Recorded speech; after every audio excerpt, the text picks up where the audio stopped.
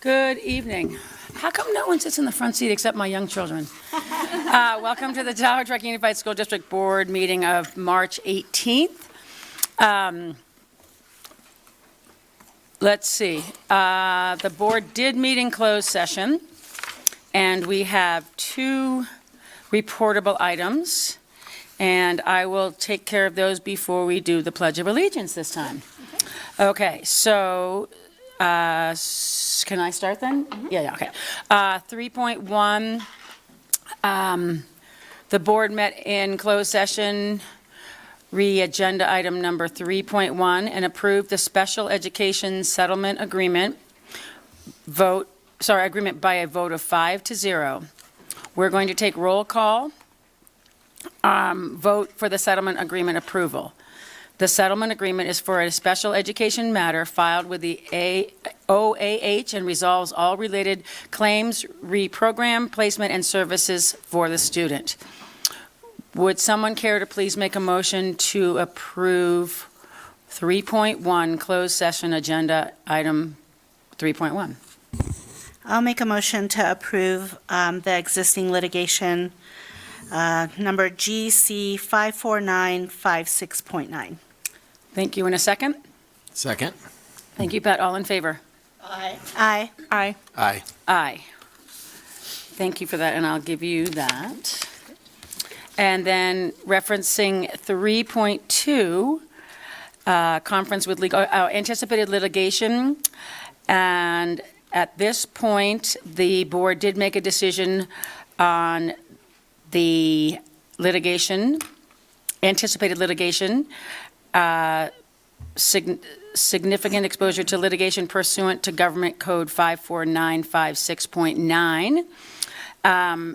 Tonight, the board voted 3-0 to deny an appeal of complaint determination decision without hearing the complaint, with 2 abstaining. And that closes our closed session. And now we'll do the Pledge of Allegiance. I needed to get that out of the way first. Okay, front row, would you please lead us in the Pledge of Allegiance together, the 4 of you?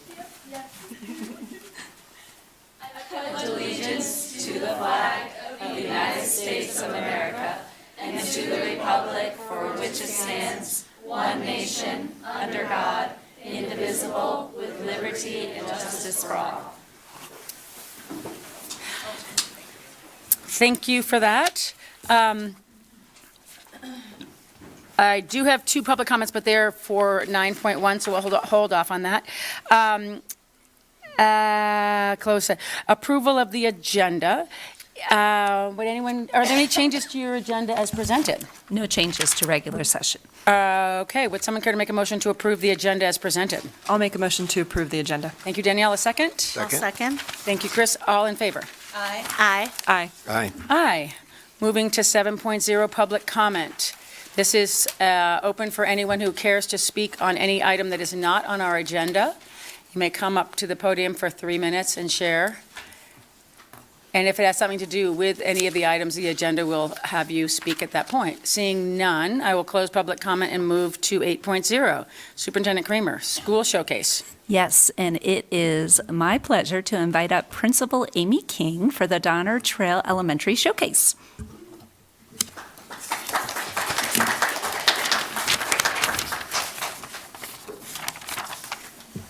There we go.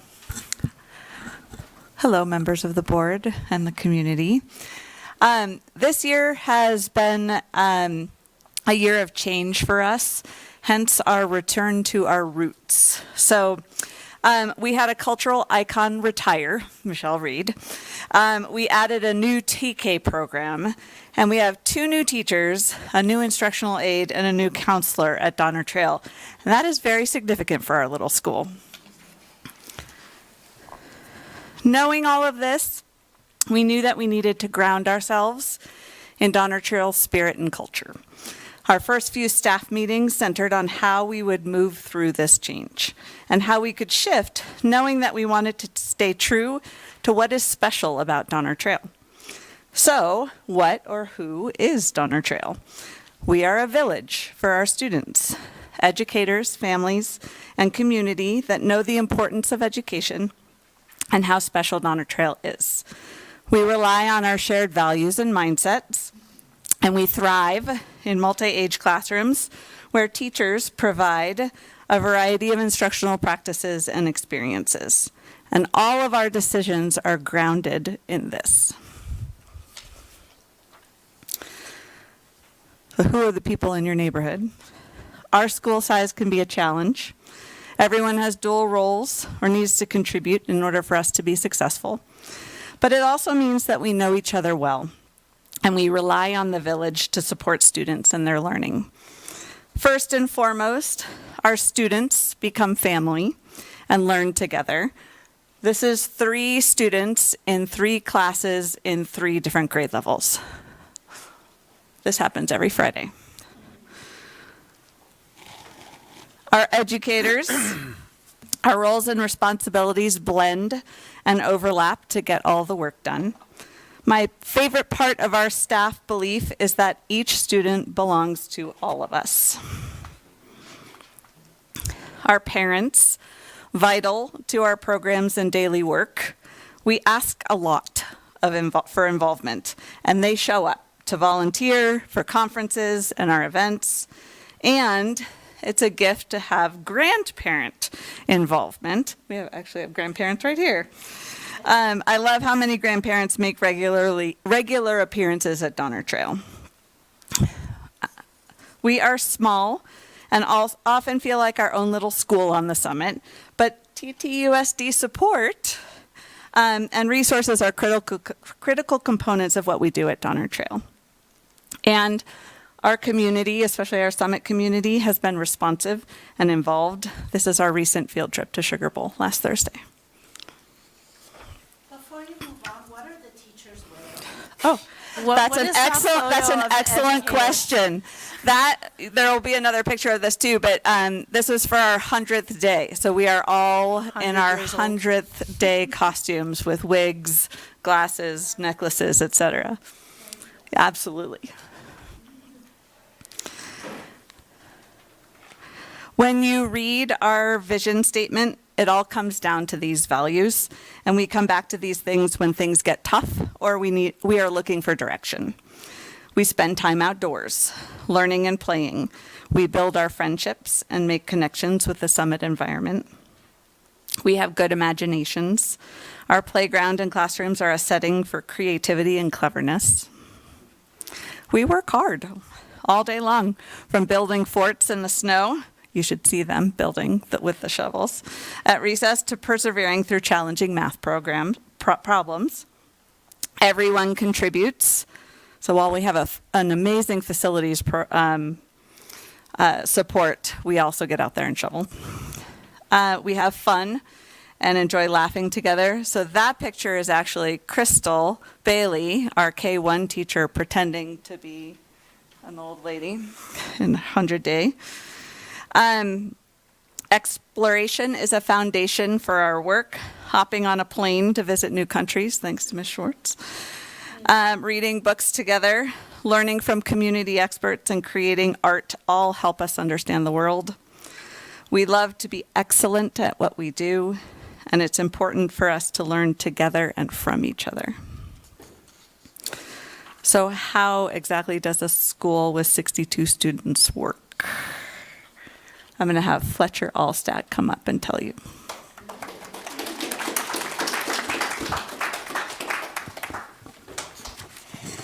Hi, my name is Fletcher. This year we added a TK class. It was a big change for us. Our teachers wondered, how could we incorporate our little learners into our school? At first, I was a little unsure about those little kids. Why were they crying? Why didn't they know the rules? We started to see our little brains used to be like. They are funny. When one of our chickadees doesn't want to come inside for recess, we know how to encourage him to come inside. You need to develop a friendship with them to be a mentor. We can earn the chance in our class to be an assistant to help out one of the chickadees or bear's lair. It kind of teaches both of you. Soon you get to know every chickadee and they look up to you as leaders.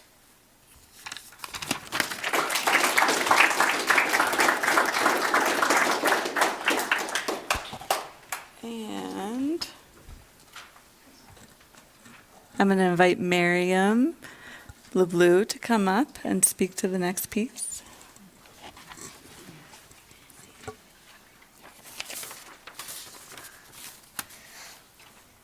Hello, my name is Miriam, and our teachers love to teach. Here my class is writing about a conversation and Jane Goodall. In one picture, Mrs. Schwartz is showing us the steps and topics for our writing.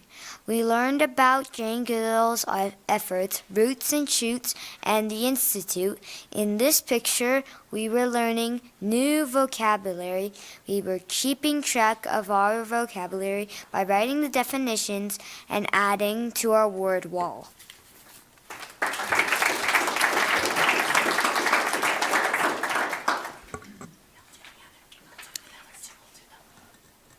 Come on up. Yeah. One of our students, I think she's still at swimming, maybe. Each class has 2 levels, which makes math tricky. Our teacher gives 1 grade level independent work. You can catch up or you have checklists of things to do. Sometimes we do projects. Then the other grade level does their math learning with the teacher. We use math books and the teacher shows us what to do.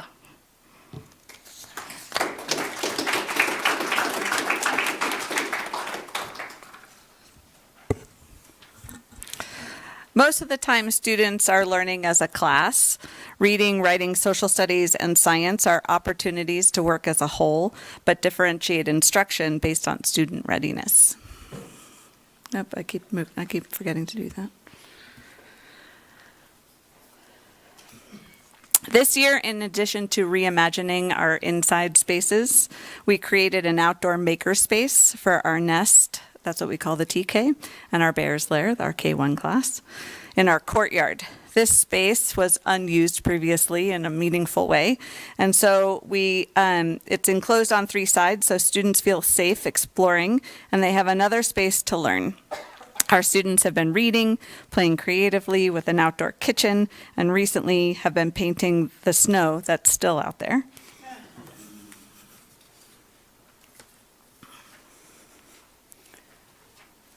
Go Fletcher.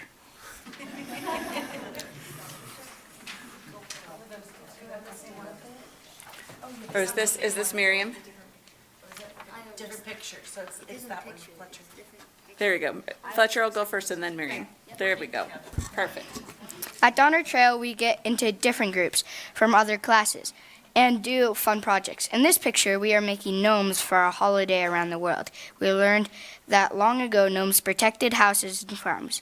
We also get time in our classroom for projects. In the Bears Lair, you get to build structures at the end of the day.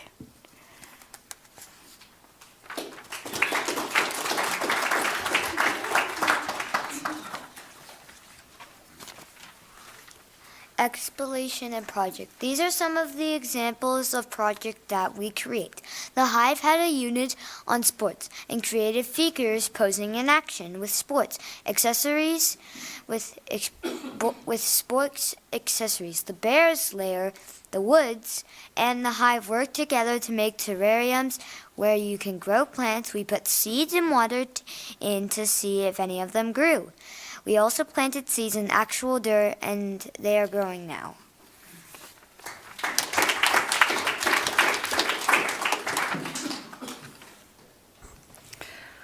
Our students are connected to the outdoors all day long. So in addition to River Day and Tracker Days, students spend time at recess building forts, bridges, and waterways at recess. Kind of an unusual school activity to do at recess. All of this contributes to an environment that allows students to learn and grow with each other, with educators that feel like family, and with our community. We know that students need to feel comfortable in order to take risks in learning and grow academically and socially. This next video is not the classroom, but it is indicative of how our Donner Trail family operates and is one of the beautiful pieces of how we are Donner Trail.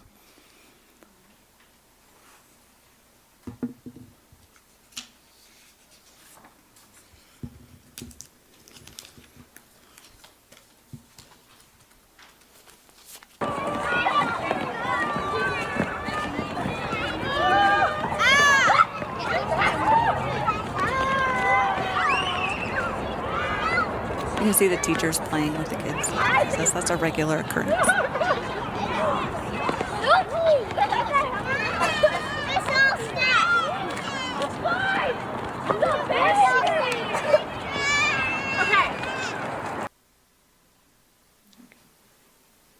Thank you. Any questions? Thank you very much. We always love that. Thank you very much for reading both and all three extra words on the papers, you guys. That was great. Any comments from the board or questions? How long ago was that video made? 2 days ago. Yes, it is. It is. I'll jump in. I have a soft spot for Donner Trail, having 2 kids that have come out of Donner Trail and are very successful in just how they approach life. I feel like I attribute that to Donner Trail. When you talk about a village, each student kind of belongs to all of us. That resonates because I think that's true.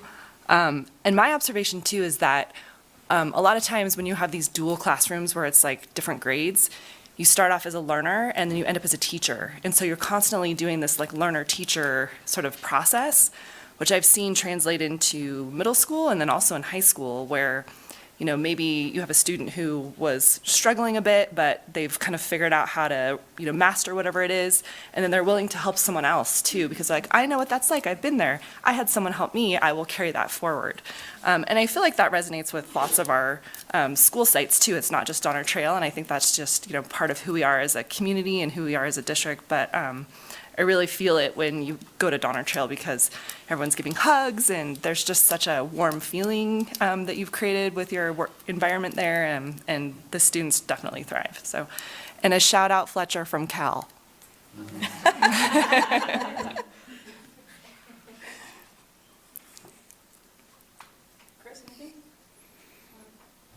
No, thank you for sharing, and to the students, thank you for being very eloquent with what you presented, and I'm looking forward to visiting your school. I think it's Wednesday, right? Yeah, next. Yep. Yeah, next Wednesday. Yeah, I'm looking forward to it. I feel like we were just there, though. This calendar needs to slow down a little. I agree. I feel like you all were just there too. I so. mean, yeah, but no, I'm looking forward to it and seeing you guys in your classroom environment. Yeah, thank you. Thank you.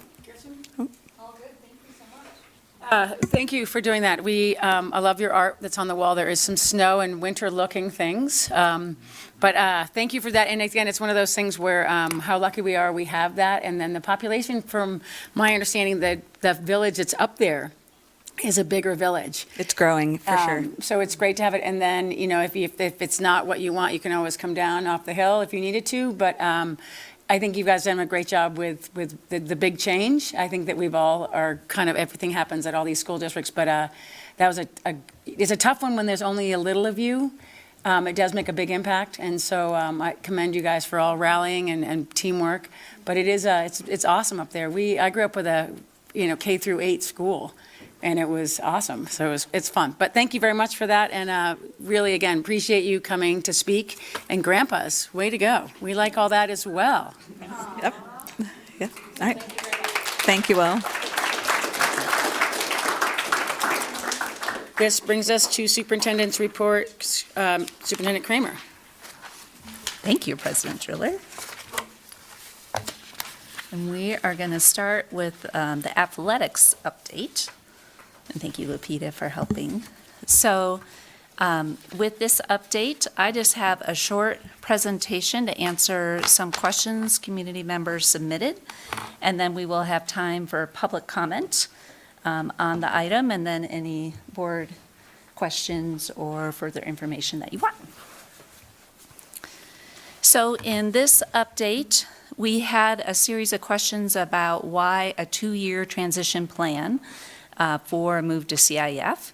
And then I will conclude just with a reminder about the school site information sessions that are coming next week and the week after, and then another reminder about the committee. So we're in an interesting situation, as all of you are well aware, and we have been mandated by the California Department of Education to switch to CIF, but then they also granted us a year extension on February 2nd. And we know that the federal legal landscape may offer direction on this topic overall broadly in the next 6 months or so because of the Supreme Court cases. So I want to recognize that there is uncertainty about how this will all move forward.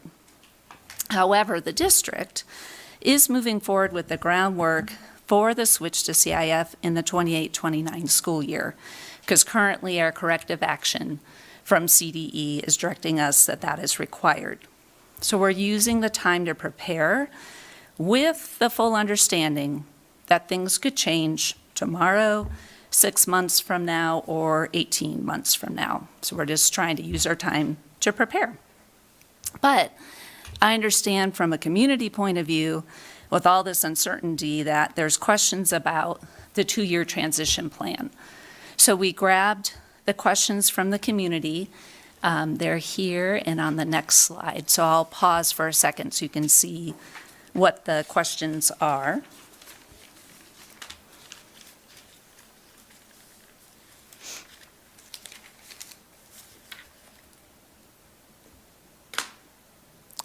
And then the next set.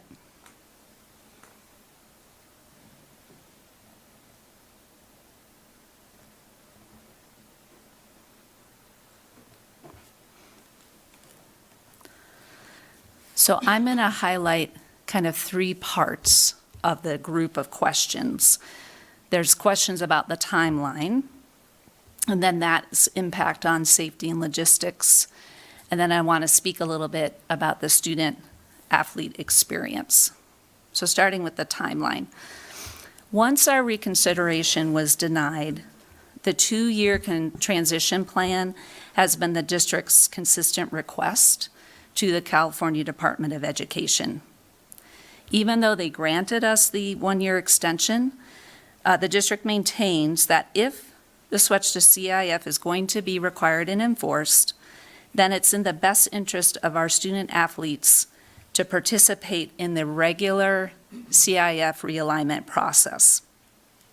This means that 28-29 school year is when we would begin our CIF membership. So that means next year and the following 2 years, we would remain in NI2A.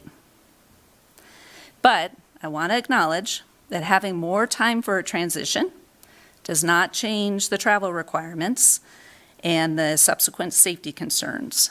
What we know is that we're going to have more frequent trips over the summit for our sports program when we switch to CIF. As we shared 2 weeks ago, we do travel now for tournaments and different opportunities. Last week, I think track was in Lincoln, California.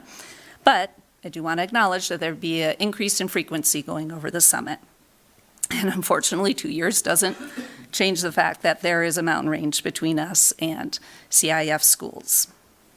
However, 2 years does give us time to update our fleet of athletic vans. So there was questions there about wanting clarification on a statement I had made and we had put in our correspondence about informed decisions. So the 2 years allows our current high school athletes and upcoming athletes to make important decisions. So for example, at previous board meetings, we heard from our multi-sport season athletes. So these are students that compete fall, winter, and spring, and they love their sports, and they don't want to have to choose between soccer and skiing, for example. So we just want to make sure that our current students, our current varsity students, with this delay, can complete their full high school experience in NI2A. The 2-year delay means that our future varsity athletes, so that's our current 8th graders and current 9th graders, have time to make decisions about which sports to pursue if they are going to have a conflict between soccer and skiing, for example. It also allows, I did hear in public comments and some of the letters written into us, that some families may choose to go to Washoe County School District in the Reno area and apply for a variance. There is a 180-day sit-out period for varsity athletes. So we feel by providing more time, that is going to allow students and families to make important decisions and start that process if they feel that's what's best for their family. And I just want to emphasize that the 180 days sit-out is a full year. So if, depending on the timing of things, it could be done so that the student doesn't have to miss any varsity athletic experience. If there are specific questions, and this would be very much individual to the family, I encourage you to attend the school information sessions and then also talk to the athletic directors at our schools, because they're well aware of all the variance rules and can offer guidance. So beyond individual eligibility for our athletes, we have been thinking a lot about the quality of the competition itself. A primary reason for waiting till 28-29 is to avoid independent status. So if we were forced to switch next year or the year after, we know that CIF league schedules for the 26 through 28 are contractually already set, and we would be coming in what they call mid-cycle, which would most likely mean we're in independent status. That means last-minute scheduling, a lack of competitive alignment, either too much competition or not enough for our athletes, and then possible loss of postseason opportunities. So as we wrote to CDE in January, explaining why we were still formally requesting the 28-29, we really want to ensure that our students have a full, stable experience all the way through. And so we want to participate in that realignment process and begin our membership, if we're required, in 28-29. So really, the 2-year plan is about protecting the high school experience for our students. We're trying to make sure, again, our varsity players can finish out in NI2A, and then giving our middle schoolers and our freshman students time to navigate any changes they need to make about changes in sports seasons or if they want to transfer. We realize that the longer timeline does not move the mountains, and that we still have those concerns, but it gives us a little bit of time, as we talked last meeting about the safety component and what we might do to try to address some of that. But as a district, we're committed to supporting our families through this difficult time, again, acknowledging the uncertainty.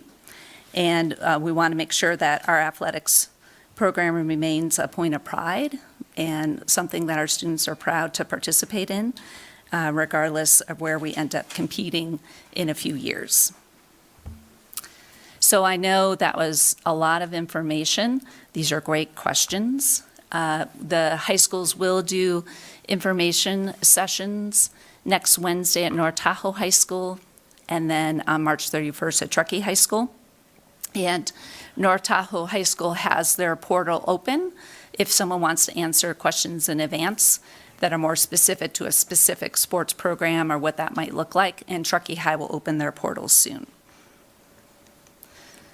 And then, as we talked about last meeting, we are going to pull together a community athletic committee that's looking at facility solutions, because we know one of our largest concerns is the impact on boys tennis and soccer with the switch in seasons.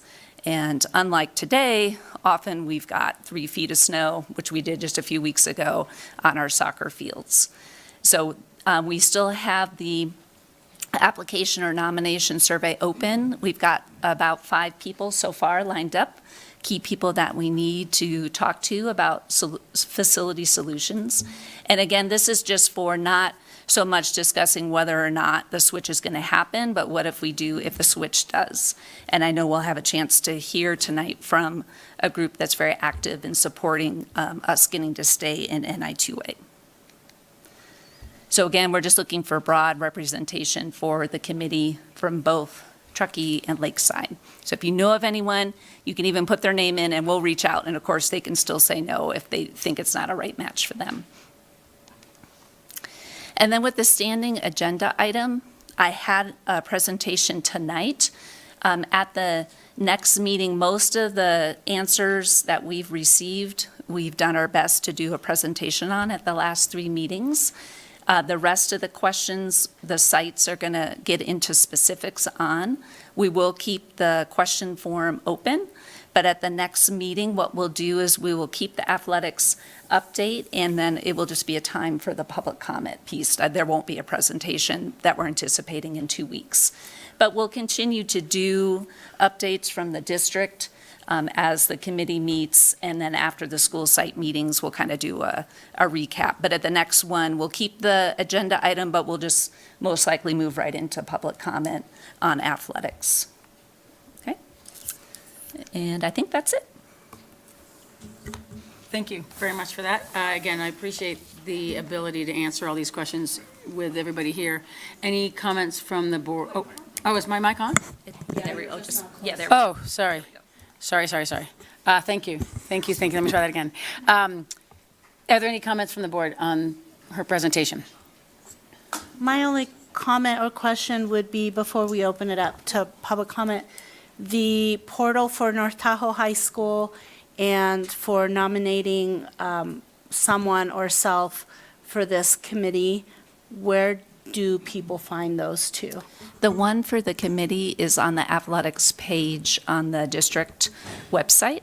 And then North Tahoe High School set out the link in their weekly that Mr. Fleesock does, so it's in there as well. And then I know Truckee High, he'll send it out in the Wolverine, there we go, weekly. Okay, thank you. Thank you for that. Anything else, Kirsten? No.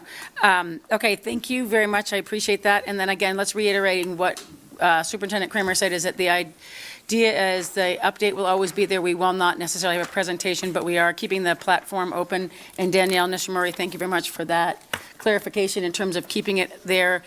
We do obviously have public comment. So 3 minutes is what we'll have for everybody who does come up. All these comments are 9.1. We will have you come to the diocese, and we will... Can I ask a procedural Yes. question? Because I think there was some interest in people sharing their time with other people. Is that something that we're allowing, or you have to make your own individual public comment? It's just, I'm not sure we've had that come up before. I'm sorry, you're asking if people can share their time in So the sense essentially, that someone can take donate their time to 6 someone minutes? else. At this point, we're going to just do 3 minutes for each person, and so that they are not, someone's not going to get 6 minutes.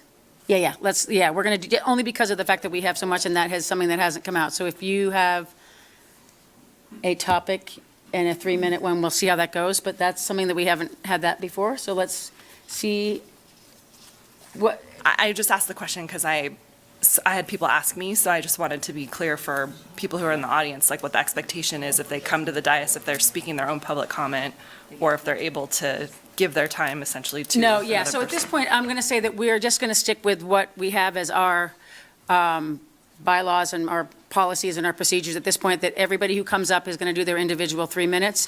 We're not giving someone a 6-minute thing at this point. So at this point, the first person is Catherine Transu, and the second person is going to be Jared Johnson. And if you guys can just get ready, we'll move this right along.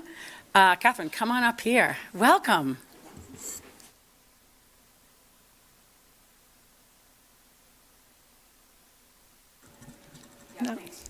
I'm Catherine Transu. I just wanted to state for the record that I support Winter's proposed solutions to stay in the Nevada League. So it sounds like he has a lot of good ideas, and I would like to see us try to pursue them.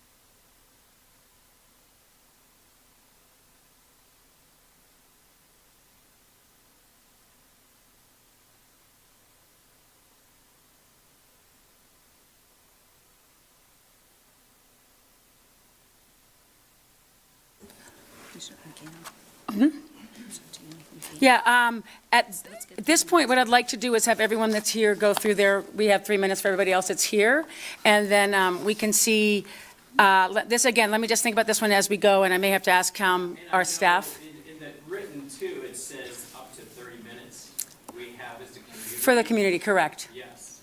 And so I think let's let it go. If we all pass our time to them so we can hear them, let's hear them out. Okay, thank you for that. I have a lot of stuff I'd like to say, but what they have to say is more important. Okay, thank you.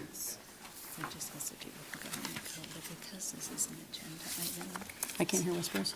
Yeah, sorry, okay, let's get Okay, them all. so Sky, are you ready? And then after Sky, is going to be Beth McNeil. I'm sorry. Could we have the students, I don't know if Beth McNeil is a student, could we have the students go first, period? And then I don't know what you decided No, about the share time, but could we have any student that wants to speak go first, please? What's your name? And you filled one of these Ashley out Willis? just now, so it's one of the, Oh, the back one? it's one of the white ones, I think. Audrey? Okay, so then anyone else? Other Just student? homework and Okay, whatever, so you know. thank you very much, Chris.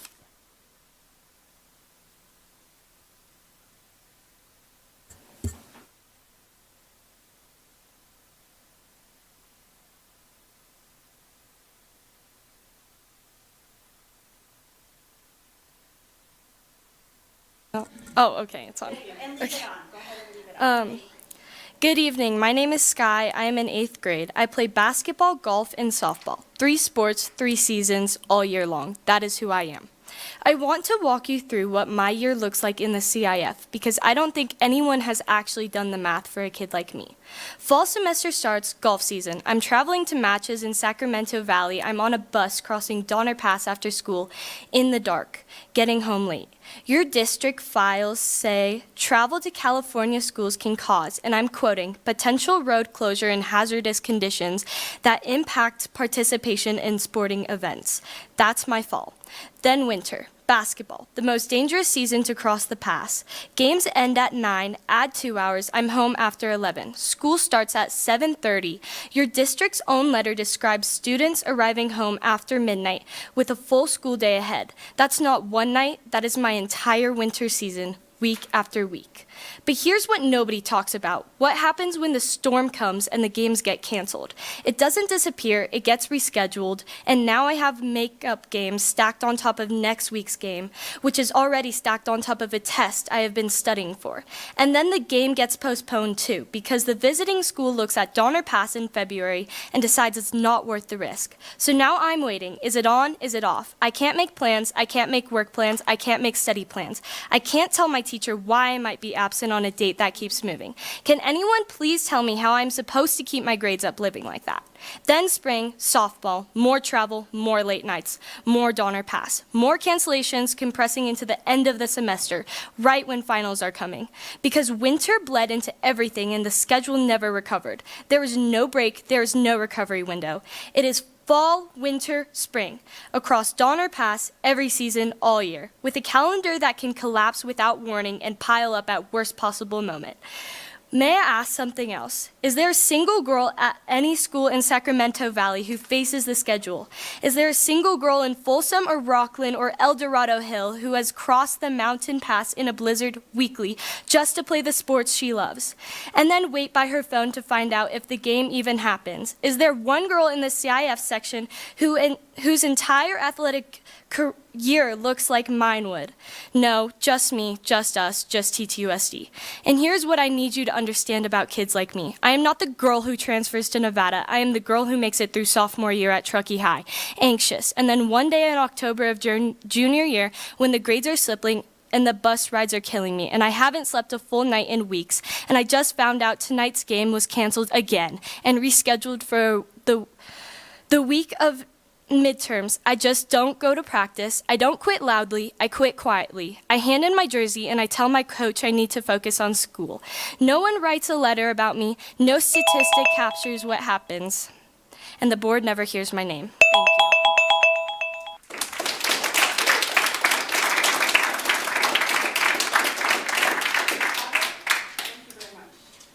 Thank you for that one. And after Audra, can we have Beth, please? Good evening. My name is Audrey. I'm in 8th grade. I've been playing soccer my whole life, and I've worked all of middle school to earn a spot on 2 teams, soccer and basketball. I'm here tonight because of something Superintendent Kramer wrote to the CDE in January. Superintendent Kramer sent a letter to the state to try to delay this transition to the CIF. And in that letter, she described me. She said, "A girl like me," and I'm quoting her directly, "may determine that state-level competition is in her best interest and will therefore need to switch to a Nevada school. The state didn't listen, and now I need you. Here's what this means for my life. The CDE order puts TTUSD into CIF by the 2027 to 2028 school year. I'll be a sophomore, and the CIF girls soccer moves to winter. And your own district's letter says that under CIF Division 7, the only division available to us, girls soccer players, would not be eligible for state championships. I've dreamed about competing for a state championship my whole life. No girl at any other school in this section loses that dream because of what league her school's in. Just me, just us. And it gets worse. Soccer in winter and basketball in winter. Those seasons overlap in CIF. I'd have to choose. Not because I'm not good enough for both, because the schedule says I can't. No boy in this district faces that choice. No girl in Sacramento faces that choice. But I do. And even if I choose, even if I gave up basketball and committed to soccer, I'd be playing in the snow, crossing Donner Pass in the dark after away games, getting home after midnight, and waking up at 6 for school. Your own district files say that soccer in this region in winter is, quote, extremely difficult, if not impossible. That's not competitive disadvantage, that's a safety issue. That's a school issue. That's my life. Superintendent Kramer knew this. She put it in writing. She asked for more time. The CDE said no. And then on March 5th, Superintendent Kramer, on behalf of this board, said it wouldn't fight. I'm not asking for you to win. I'm asking for you to try. Fight in court. Give me the chance to compete for a state championship in the league I've trained my whole life for, before that chance is gone for good. Thank you.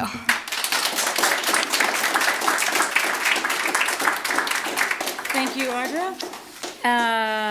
Beth, and after Beth would be Colleen Connors, please. Is that all the students? Hi, I'm Beth McNeil. I don't really have this very well prepared, but it kind of goes on what she was saying. I was looking at Title IX, and there is a fundamental guideline of Title IX of there should be a proportion to boys enrolled in the school district, girls enrolled in the school district, and then a proportion amount of opportunities for girls and boys. If we're asking girls to combine basketball and soccer, we are definitely not going to be within that guideline. So I think that's a problem with actually not adhering to Title IX whatsoever. And I don't think that's been addressed, and I don't know where our ratios fall right now, but I think we should figure that out because that is a big deal. Meaning we need a list and a ratio of the boys and the girls that are enrolled right now and where we stand now. And with this proposition of us moving, are we still going to be following those guidelines? That's all. Really, honestly, my time today was to give to Todd and to Ian because I think they're doing a great job and really want to support them. So whatever time is left, if you allow, please give it to them.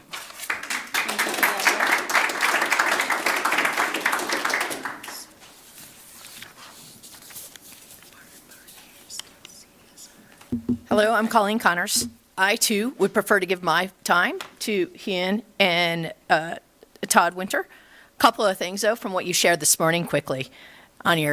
If we know that something is in the federal court, why are we wasting time moving forward? Why don't we wait and hold and ask for what we need instead of wasting our time? We're giving ourselves time to update our fleet. What about our competitors? My guess is they're doing nothing. And my guess is it's going to happen exactly what we shared.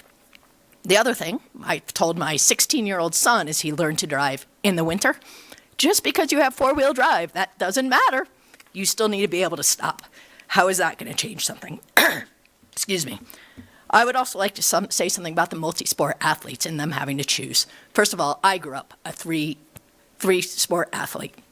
I loved it and enjoyed it. Choosing to go to Nevada might work for some that have money, that have jobs that are more flexible, but it's not equal to everybody. And that, I don't think, is fair to the population of our community.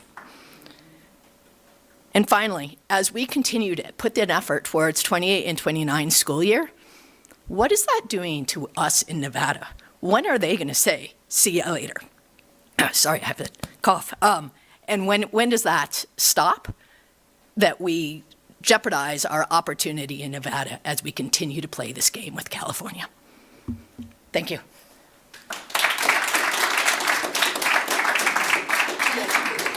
Thank you, Colleen. Ashley Gillis and then Megan Rose, please.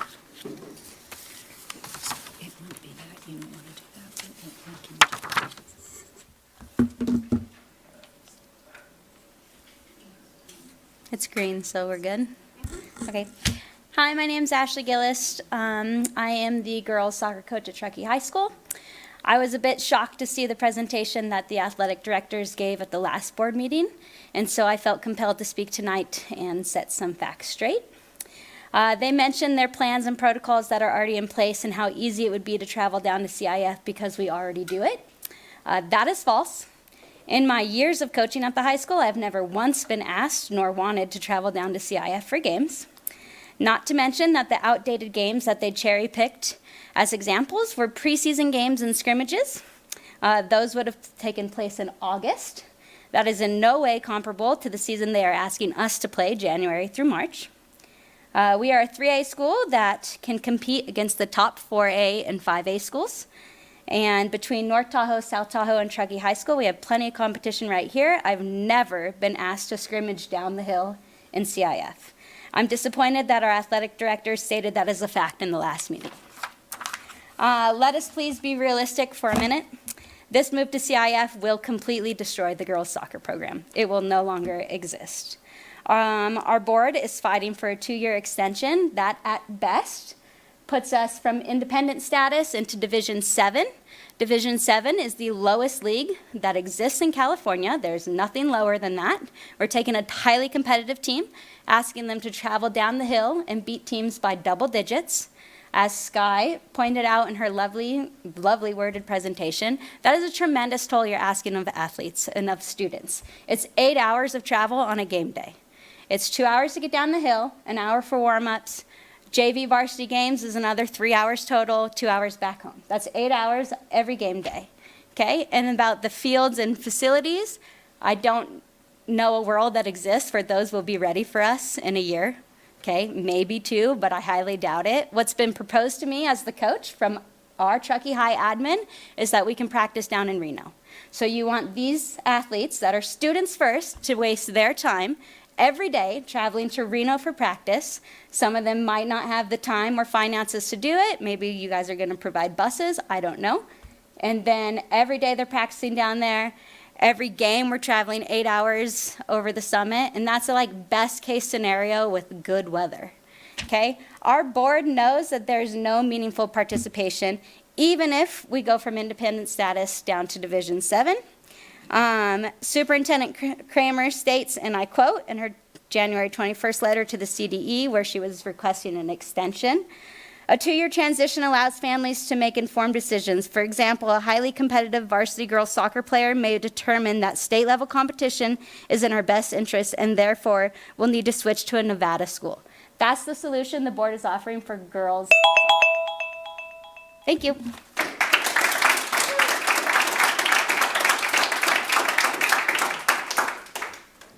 Thank you. My name is Megan Rose, Board of Trustees, Superintendent Kramer. Thank you for your time tonight. I have 2 student athletes, and we love supporting our children follow their passions and learn all the life lessons that we know sports teach them. I do not want one of the life lessons to be that their community elected officials aren't willing to fight for what they know is right. You've seen me here a lot, and it's because I am willing to fight for what I know is right. One of my girls is that varsity athlete as a freshman. She's a current 9th grader. The lack of competitive alignment and postseason awards significantly impact her negatively for her goal to play at the collegiate level. I am here to support her goals and I'm asking you all to do the same. I came here tonight because I wanted to speak on the safety concerns that should be a top priority for all of you.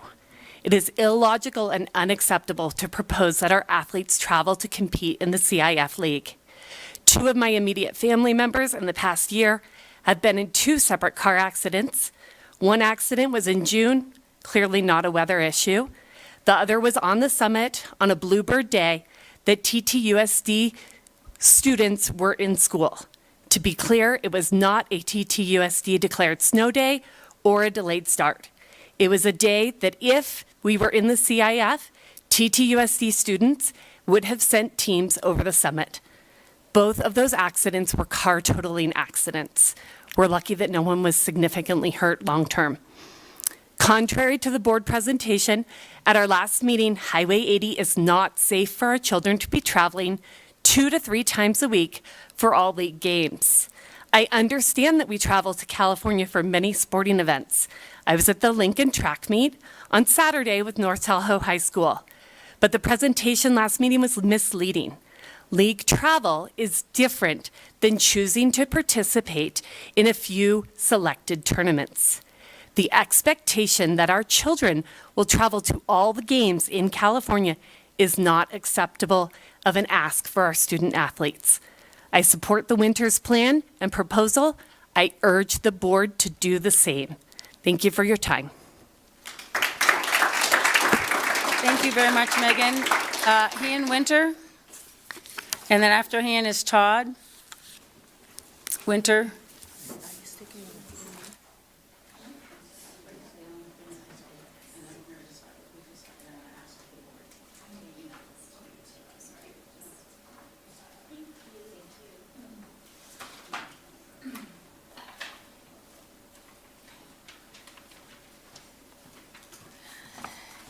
Good evening. This is my 5th time up here. And every single time, I wonder why the board won't take court action. Planning and court action. It's not one or the other, it's both, and that's our plan. Support the bill that we asked you to support back in December. That's the legislative fix. That is uncertain. Plan for this, yes, because you have a CDE order that requires compliance, and the only way in the CDE rules in state law to stop that compliance order is to seek a stay in court. I have laid out everything for you because the last meeting, I left here with more questions than any of the answers could ever answer why this board won't take court action. I don't know what advice you're being given, but I urge you to please consider this legal memo that I've prepared, spending weekends, nights since that last board meeting because it doesn't make sense. Nothing makes sense here. I understand you're stuck. You're stuck between a state mandate and you're also going to be stuck with a federal mandate. If you go to CIF, the federal court rules in the DOJ's favor, you will be violating Title IX. So you are damned if you do, damned if you don't. What is the solution? Seek court protection. You run to the court, Superior Court, you file a writ, you ask for a stay. You overturn this CDE order because it was defective in the first place. I don't have enough time to go through everything, but I laid it out for you, and I please urge you to read it. I'm available anytime for you to answer questions. I am doing this for those girls, for the community. It is ridiculous that the CDE never considered Sky. They never considered Audrey or the many students that stood before you. This is emotional, right? Because we all care for our students. And so I'm wondering why the board won't do the most legal, simple thing possible. You have all the tools, we've laid it out. What more can we do for you? We're available. Now, how much time do I have? Okay, so I'll just read this last part. Time is running out to fix this mistake. File the writ petition to preserve all available legal remedies available to this district. Seek the stay and preliminary injunction until the federal lawsuits are resolved. Given the serious issues raised by this community since May 2nd, 2025, if the board refuses to act on its students' behalf, this community will be forced to fulfill the duty of care that the board has deliberately abdicated. Thank you.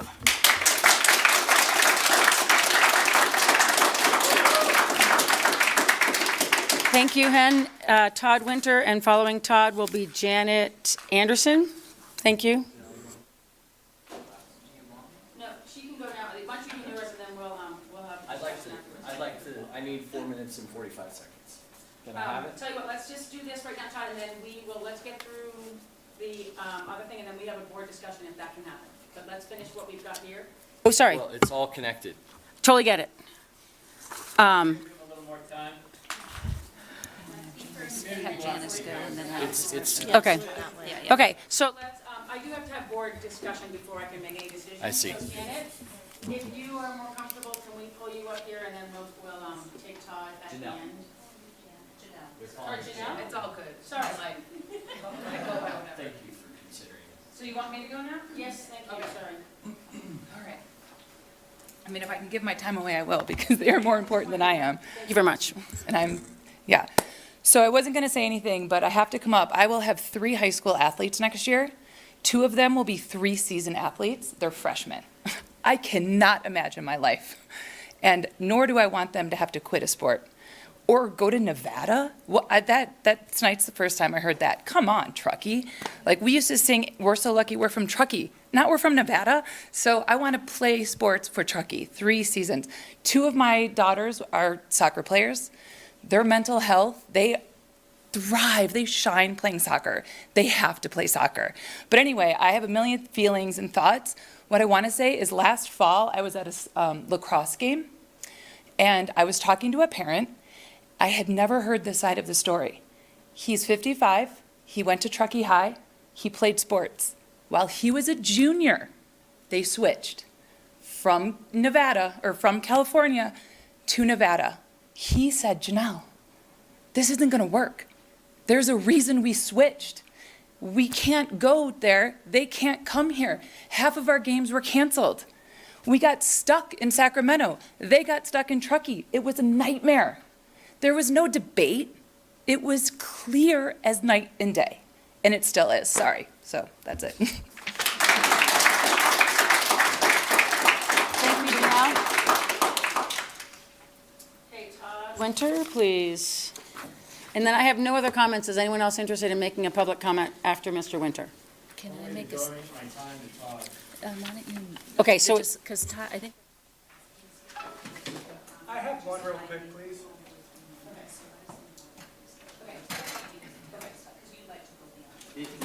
Okay, so in order for us to continue this, I'm sorry, 1 second. In order for us to continue what we have a, I'm reading the the meeting conduct, our bylaws. And so at this point, it does require board deliberation if the board president is allowed to give anything different from what's listed on our thing. So at this point, if, right now, you're fine to sit down. Mr. Winters will be the next person up, because I have no one else unless you have another one. But if you don't mind.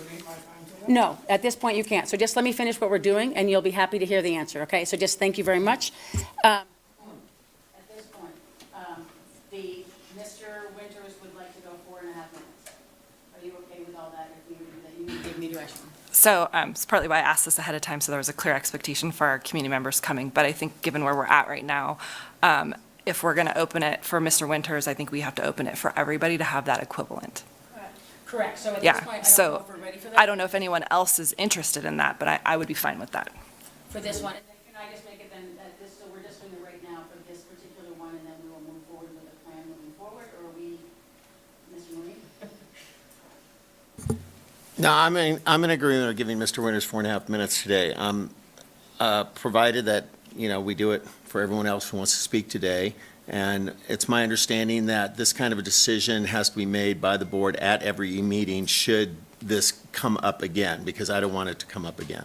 Correct. Part of the reason why this is its own agenda item is to allow for this discussion. Okay. So you have a member coming with a more, like when we had the item, and we had, sorry, this was for the board. Part of having it as an agenda item, for example, on February 4th, we had Hien come up and answer questions and kind of work with us on the other proposal. And so it's not the public comment on non-agenda items, it's specifically about athletics. So it's at your discretion in the bylaw that if you want to add time, you can. And we have a community member that's prepared something as requesting additional time. But it's really up to you guys. Yeah. Okay, so that makes sense, and if I'm understanding this correctly, that, I guess my only question is, I don't want to not have someone else have the opportunity to have had 4 minutes. Is this a one-shot deal that we're doing it right now for Mr. Winters, and then we'll continue on in the future? We will make this so that if you are talking about an item that's on our agenda, we can extend it as a board. We have to have a board discussion before we do that. I don't think we need to get into the deliberation of the details in that particular juncture, that decision at this moment.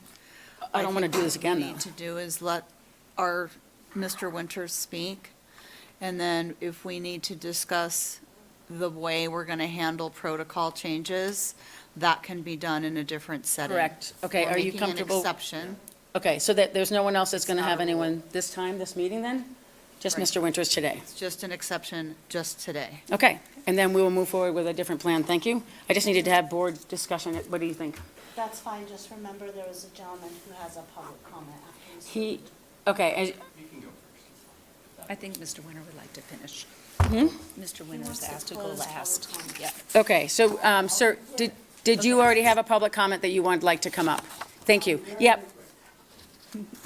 You caught me when I was in the middle of a discussion and I didn't have your card, so I said no to figure out what I'm doing. New. You can be as long as the 3 minutes you want. I prepared remarks, but it's. As long as 3 minutes, you got it. Aaron? You're either not listening or you're afraid to act. What is it? It's a simple request. Is that your comment? No, my comment is, I find it offensive. You are here to represent our community. We're not getting that. We asked to have these experts come and donate our time because they are experts, proposing action, trying to do your job for you. And we're can't even do that? Come on. I'll stop there. Anytime to the experts here. Thank you, Aaron. Todd Winter?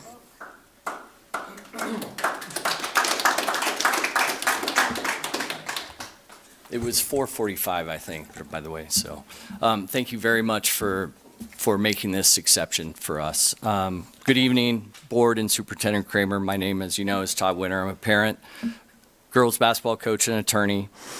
It's all been said, and to comment on your presentation earlier, Superintendent, the following issues won't change, as we've said. The dangerous summit travel, discrimination, longer days and nights for the student, significant impact in sleep and education, loss of seasons, loss of participation, loss of coaches, loss of access to sports for low-income students, loss and significantly affected sports programs such as boys and girls soccer, boys and girls tennis, boys basketball, boys baseball, girls softball, boys and girls basketball. 5 years it took to turn the girls varsity basketball program around. This year, we had a winning season, the first one in 6 years. We had a playoff game at Truckee, the first one in 6 years. And if this goes through, we had significant soccer girl participation. The girls' varsity basketball program will be done. We had 19 girls. It's barely enough for two teams. The incoming freshmen are predominantly soccer players. We will not be able to field a team. My own daughter will not get to play for me at Truckee High School as the head basketball coach. So, the question that I've been asking since I started speaking at these meetings last fall is, what are you going to do for these kids?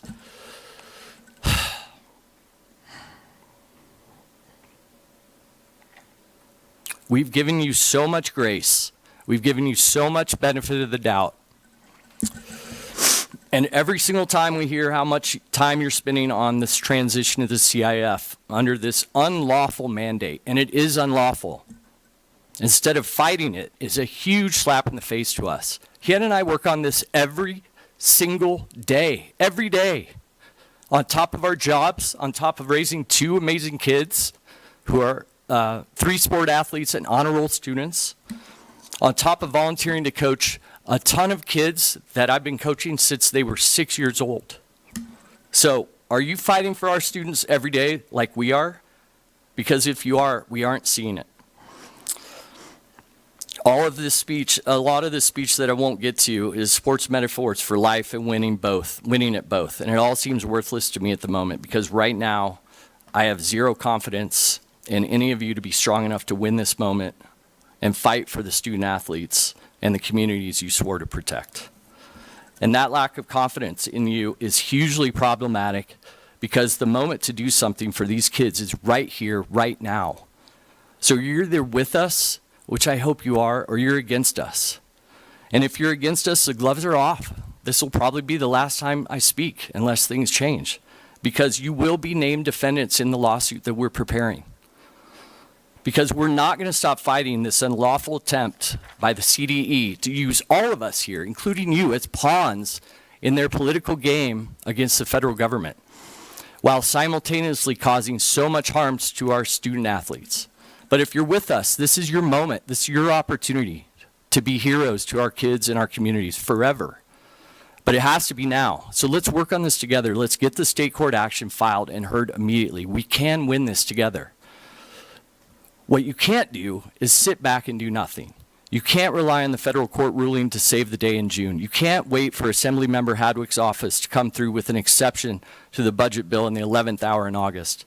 Those options are uncertain and likely way too late because you will forego your rights in August of 2026. He hadn't put that memo together. It includes information on everything, every meeting, every action, every inaction, the federal cases, the CDE's blatant disregard for following their own rules, and the legal path forward. As part of that memo, in our comments tonight, we're asking you to please let us do a presentation for you on all of it so you know what is going on every issue. We are and have been giving you literally everything you need to win this case, but your inaction recently speaks volumes. That said, you still have this opportunity to do the right thing. So again, are you going to stand and fight with us? Are you going to stand and fight with all these kids who have stood before you and said, we will be harmed if you do this? Or are you going to continue to do nothing? I know none of you signed up for this. It's unimaginable. I can't believe we're in this moment, to be honest. But you are squarely in it now, and this is your moment to turn your prior actions and inactions around. It's one of those moments in life that will define everything you've done before and everything you'll do after. So you need to ask yourselves, will you be able to look at yourselves in the mirrors when your time on this board is done? Or will you have caused immeasurable harm and let all these kids down and turn entire communities and families' lives upside down when the law is firmly on our side? Or will you have been the heroes to these kids that I hope you will be? You have a choice to fight this and win it. And please work with us to do that. Thank you.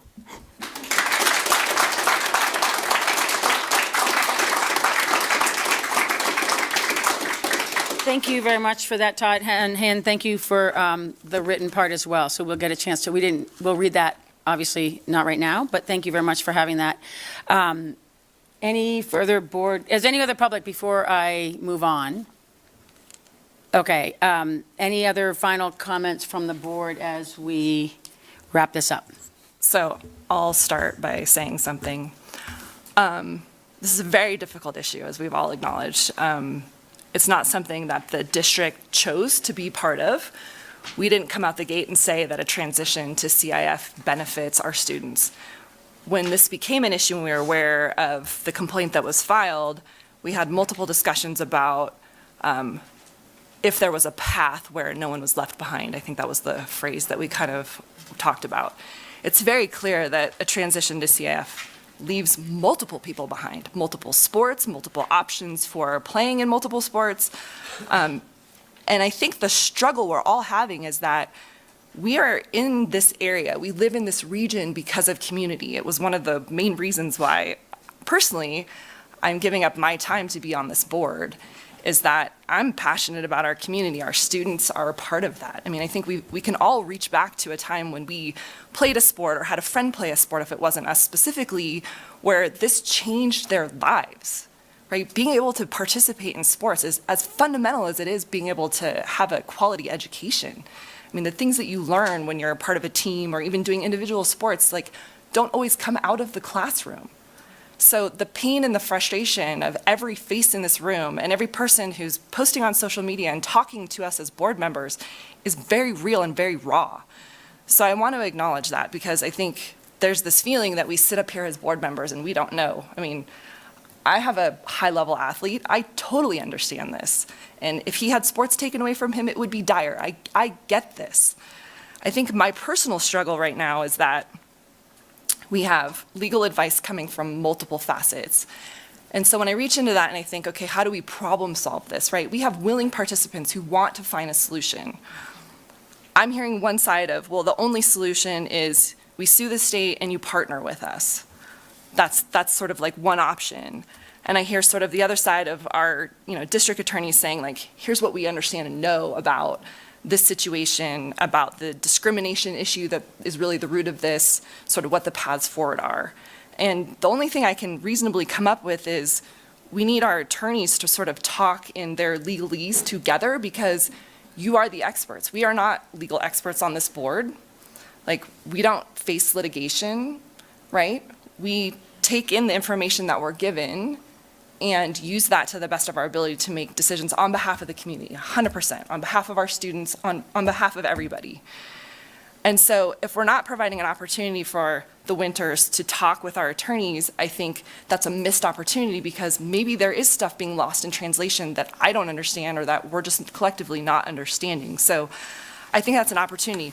What makes that a little more challenging is sort of coming out and saying, well, if you don't sue the state, we're going to sue you as a school board. So that sort of takes away maybe some of that ability to have that conversation. I don't know. I would still be willing to make that suggestion that if we could have that direct conversation, right? Like, pull us sort of out, us non-experts, out of this, and let's talk about sort of the legal situation that this has put us in.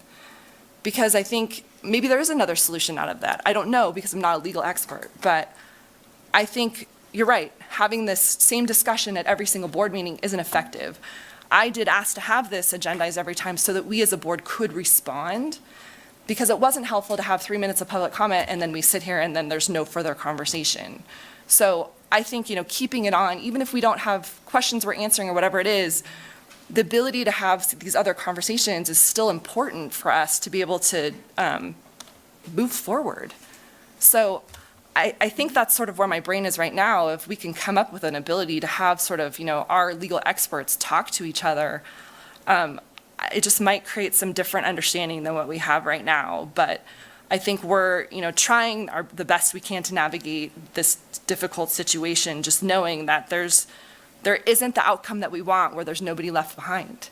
And I think we're still striving for that as a community, that's what we want. I mean, we want all of our students to be able to play in CIF the way that not in CIF, sorry, in NI2A, in the way that we have been playing, because it's been working for us as a community, and it's building our students into the strong athletes and awesome humans that they are. And none of us want to take that away. So in spirit of working together, which I think is still on the table, like, maybe that's another option. So I'm throwing that out there just as an idea.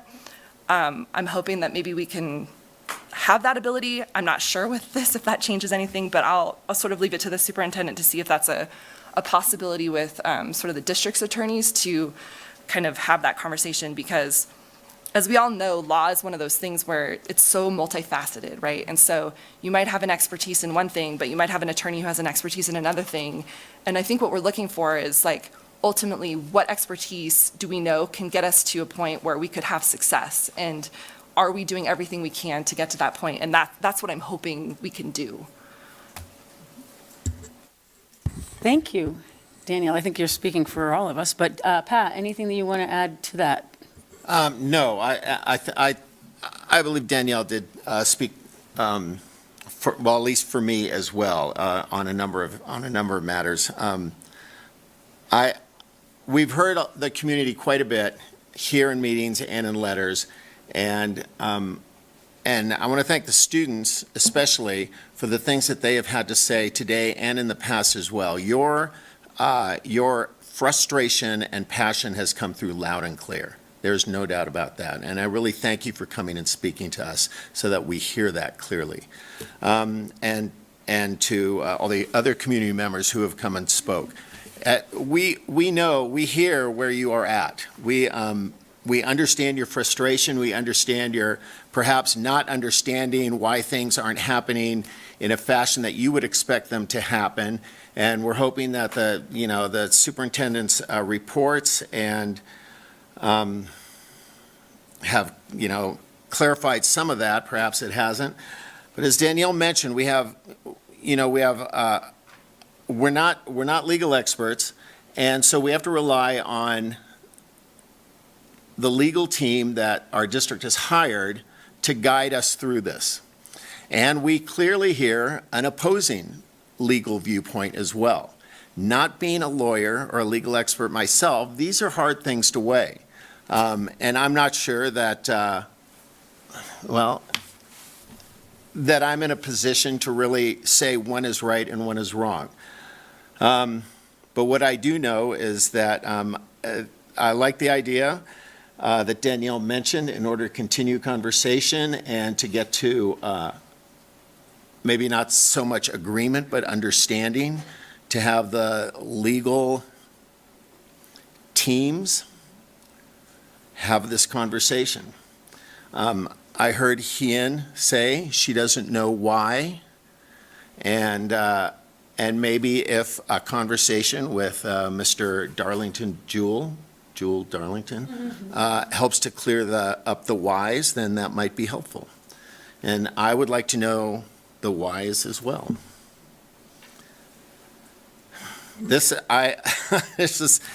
You're right. We didn't sign up for this, but here we are. And we did sign up knowing this kind of thing could happen at any time. And so we're ready to take this on. We absolutely 100% want the best thing for our students. Athletically, academically, and mental health, all of those aspects. The NI2A has made it difficult for us to do that. They have put us in a position, in a no-win situation, where someone is going to lose out.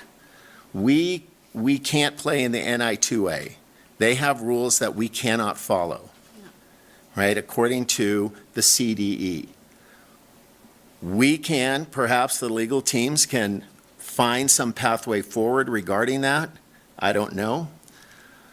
But I suppose I would like to find out. It's in the document. Okay, thank you. Awesome. Thank you, Pat. Sorry, Yeah, I mean, I've read everything that you've submitted, so I totally understand what you have in here. And coming from a background where I work with legal experts all the time, and in public settings like this where we have, very different ideas about what an outcome could be, that's been the best case for problem solving is to just put the experts together and have that conversation.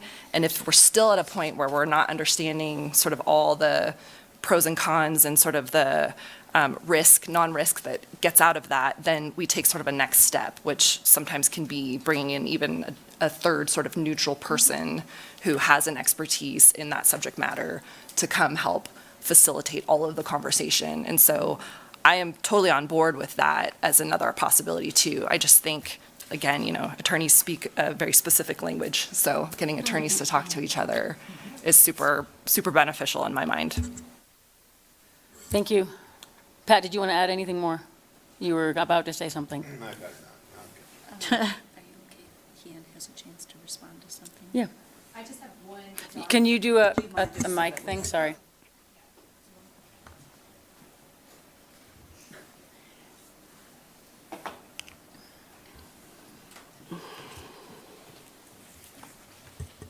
Thank you. I'm grateful for this dialogue. It is very helpful.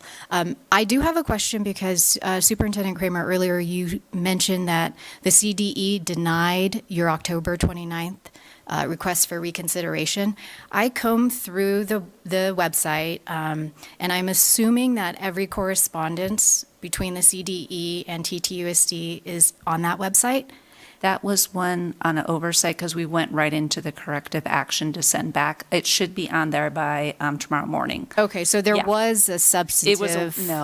No, and you'll notice in my January 21st response, we talked about that. It's another one sentence response. So that's why you saw on the January 21st, which I saw in here, you thought was our strongest yet.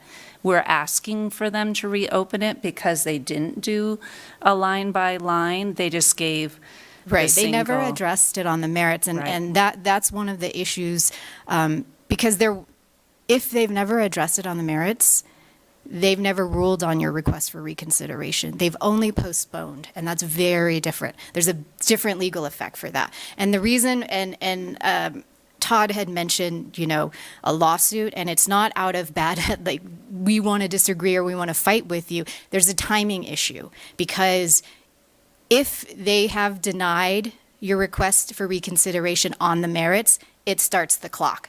You have a certain amount of time to file a lawsuit. If you don't, you waive all of these arguments. That is the urgency that we feel. And so I comb through the whole record, all the board meetings, looking for that document. And so you've confirmed that it doesn't exist. They never responded on the merits. It was at the August date that Mr. Winter spoke about. So if they had responded line by line, you were saying that we had August deadline. No, there's we'd be foregoing if no. Okay, sorry. So there's a lot of and I so Thank you for that. yeah.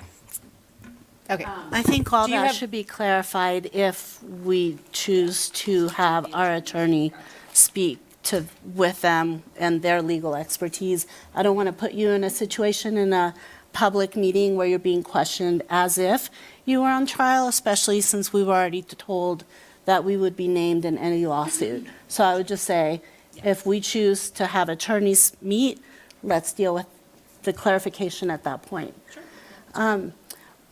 My comment is that, sorry, is it my turn? No, it's your or- turn. No, I'm Okay. sorry. Thank you. My comment is that I too appreciate student voice. I always like to prioritize student voice in all of our meetings when we have students present. One, so you can leave if you need to, but also because you are what we hold important. It is the number one belief of the school district, and we talk about you in every decision that we make. It's in black and white at the schools, in this district office. You are our number one priority.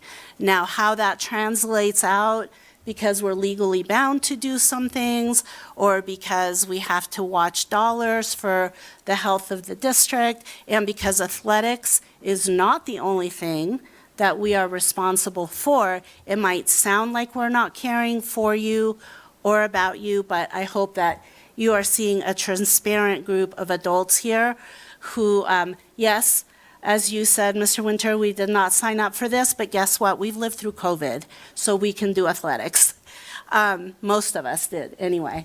I was under the impression that, as we've talked throughout the last several months, that by getting our attorneys and the Winter family or the Winter's expertise together, that we would be opening a Pandora's box for any topic that comes down the pike. And that was my impression as to why we had not accepted what you extended, which is your expertise, your free expertise, and your passion as parents and attorneys.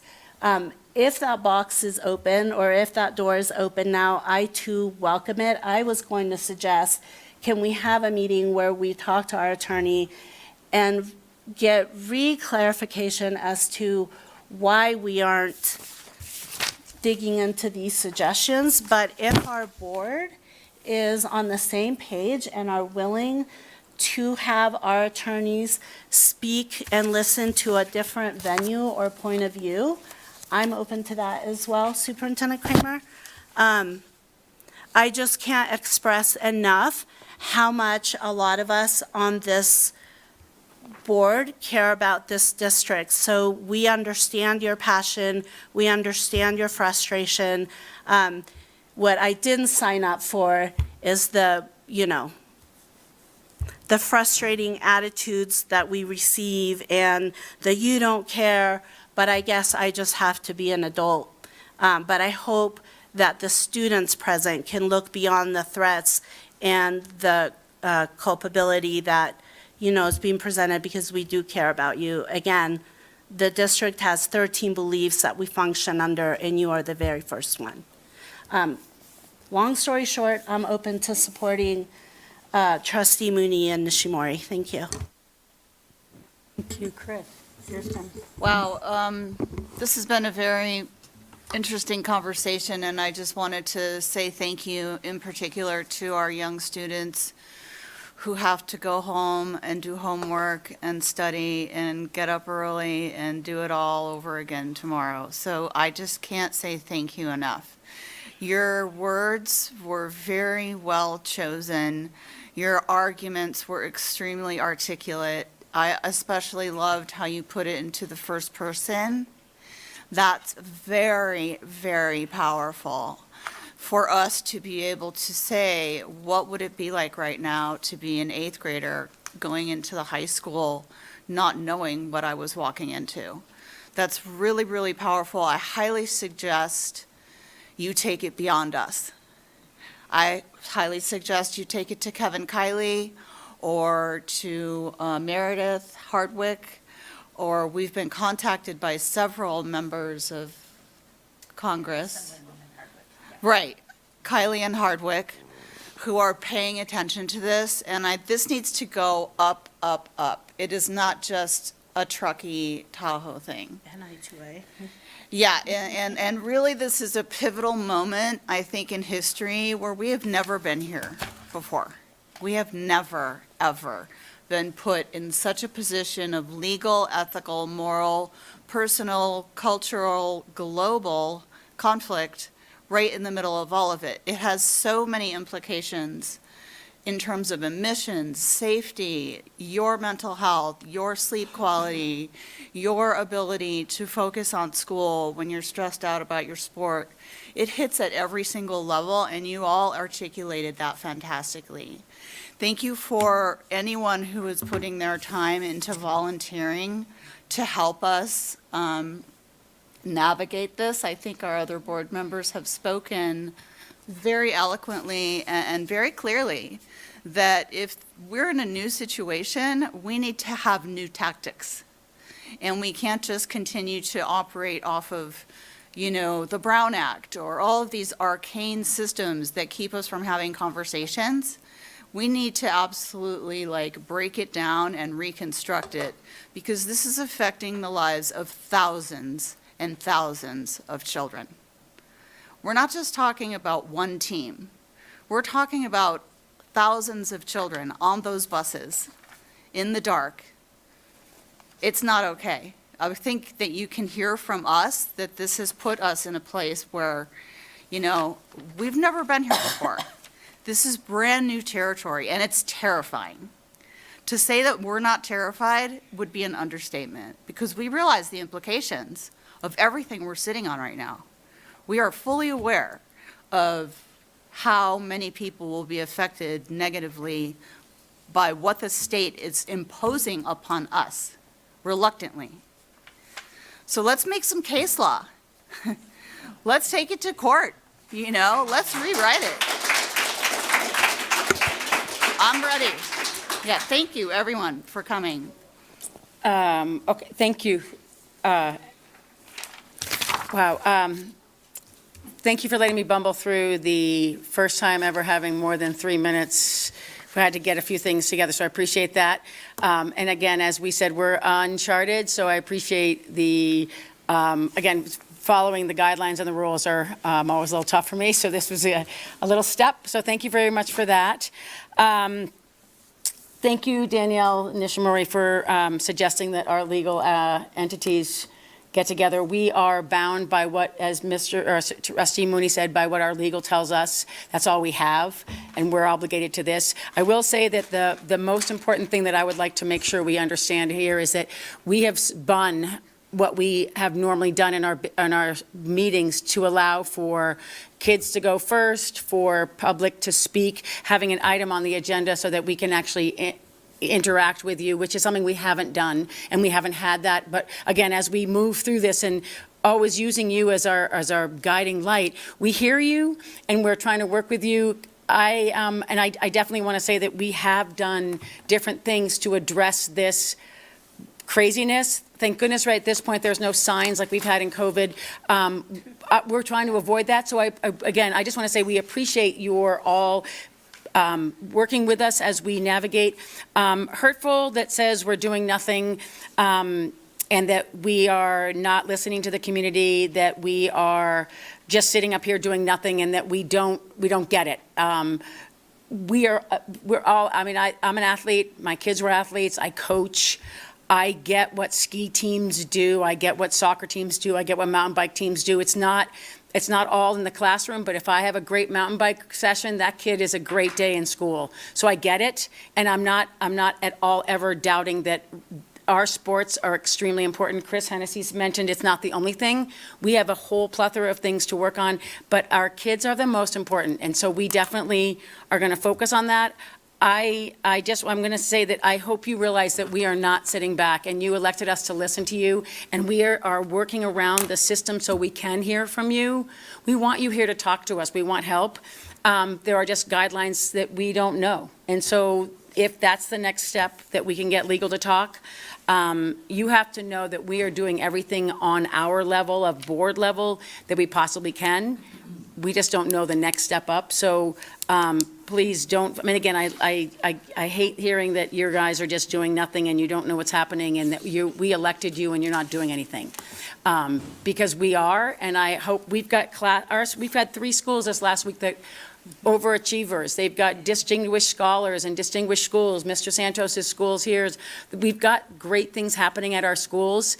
So I think we're doing the right thing. It's just that we have a lot of work to figure out how to make this thing work. So with that, if there's no other comments from the board, I will close this item of Superintendent's Update 9.1. Thank you very, very much for all coming and speaking, and we will now go into 9.2. Can we take just like a 3-minute recess, please? Okay. The board will make a 3-minute recess at this point as we switch gears.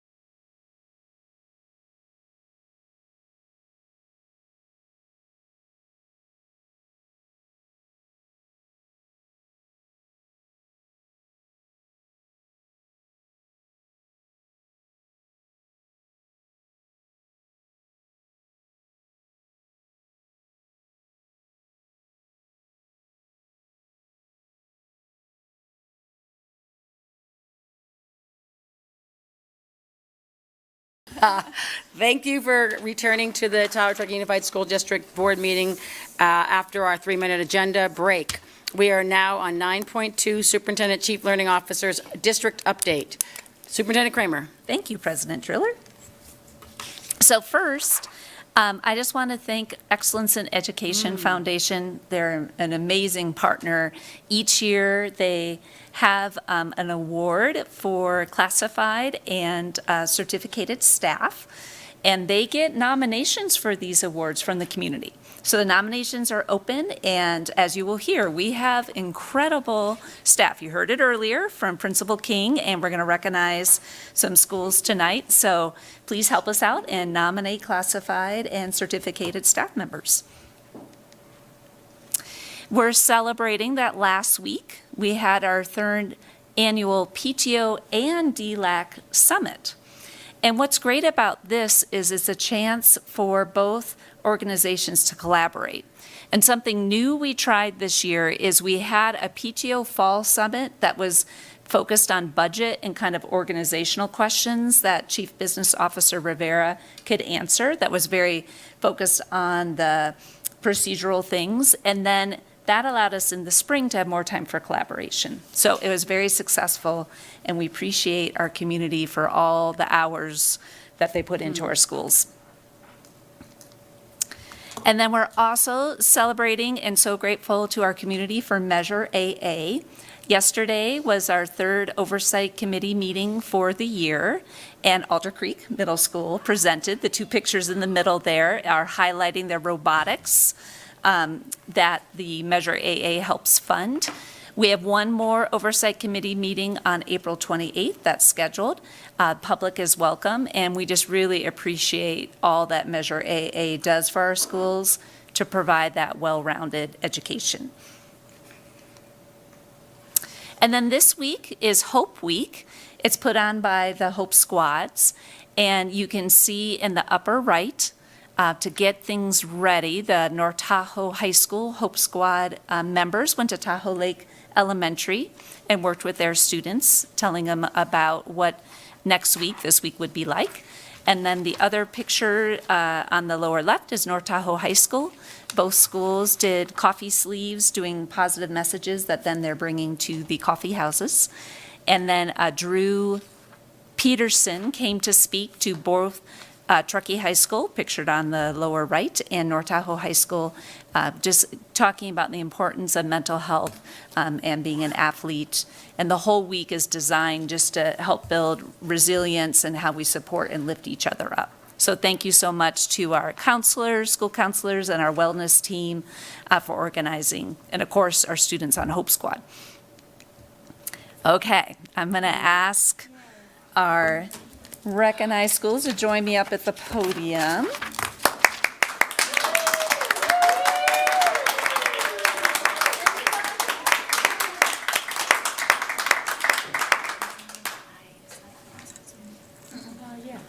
Right here. Oh my goodness. So we're going to start with our California Distinguished Schools. This is not something the schools even apply for. They don't even know it's happening. It's based on the California dashboard. And Alder Creek Middle School, Principal Hien Larson next to me, their school is being recognized for exemplary high achievers. That means that they're simultaneously ensuring that the historically underserved student groups are maintaining and increasing academic progress along with all students. So congratulations.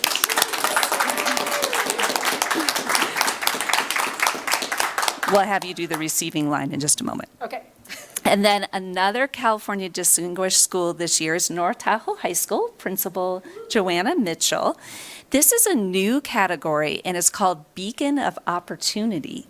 And North Tahoe High School is being recognized as a Title I school that has very high performance levels across multiple student outcomes. So congratulations.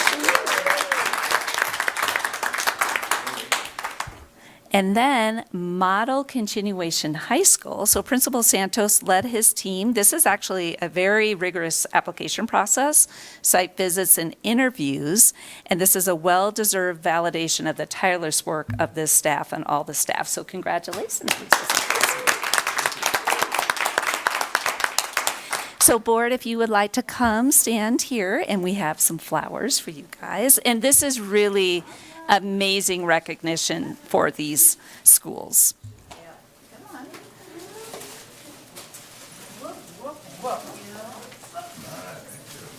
Coming back. I'm so glad this was on the agenda. I know. I know. Ready to do a picture. Come see Chris has a little love right here.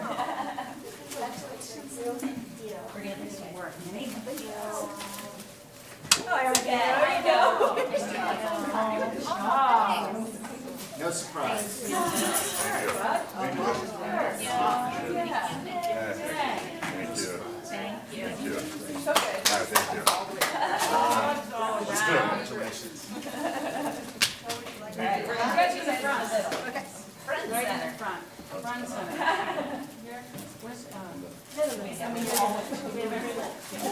Thank you, Donna Trail.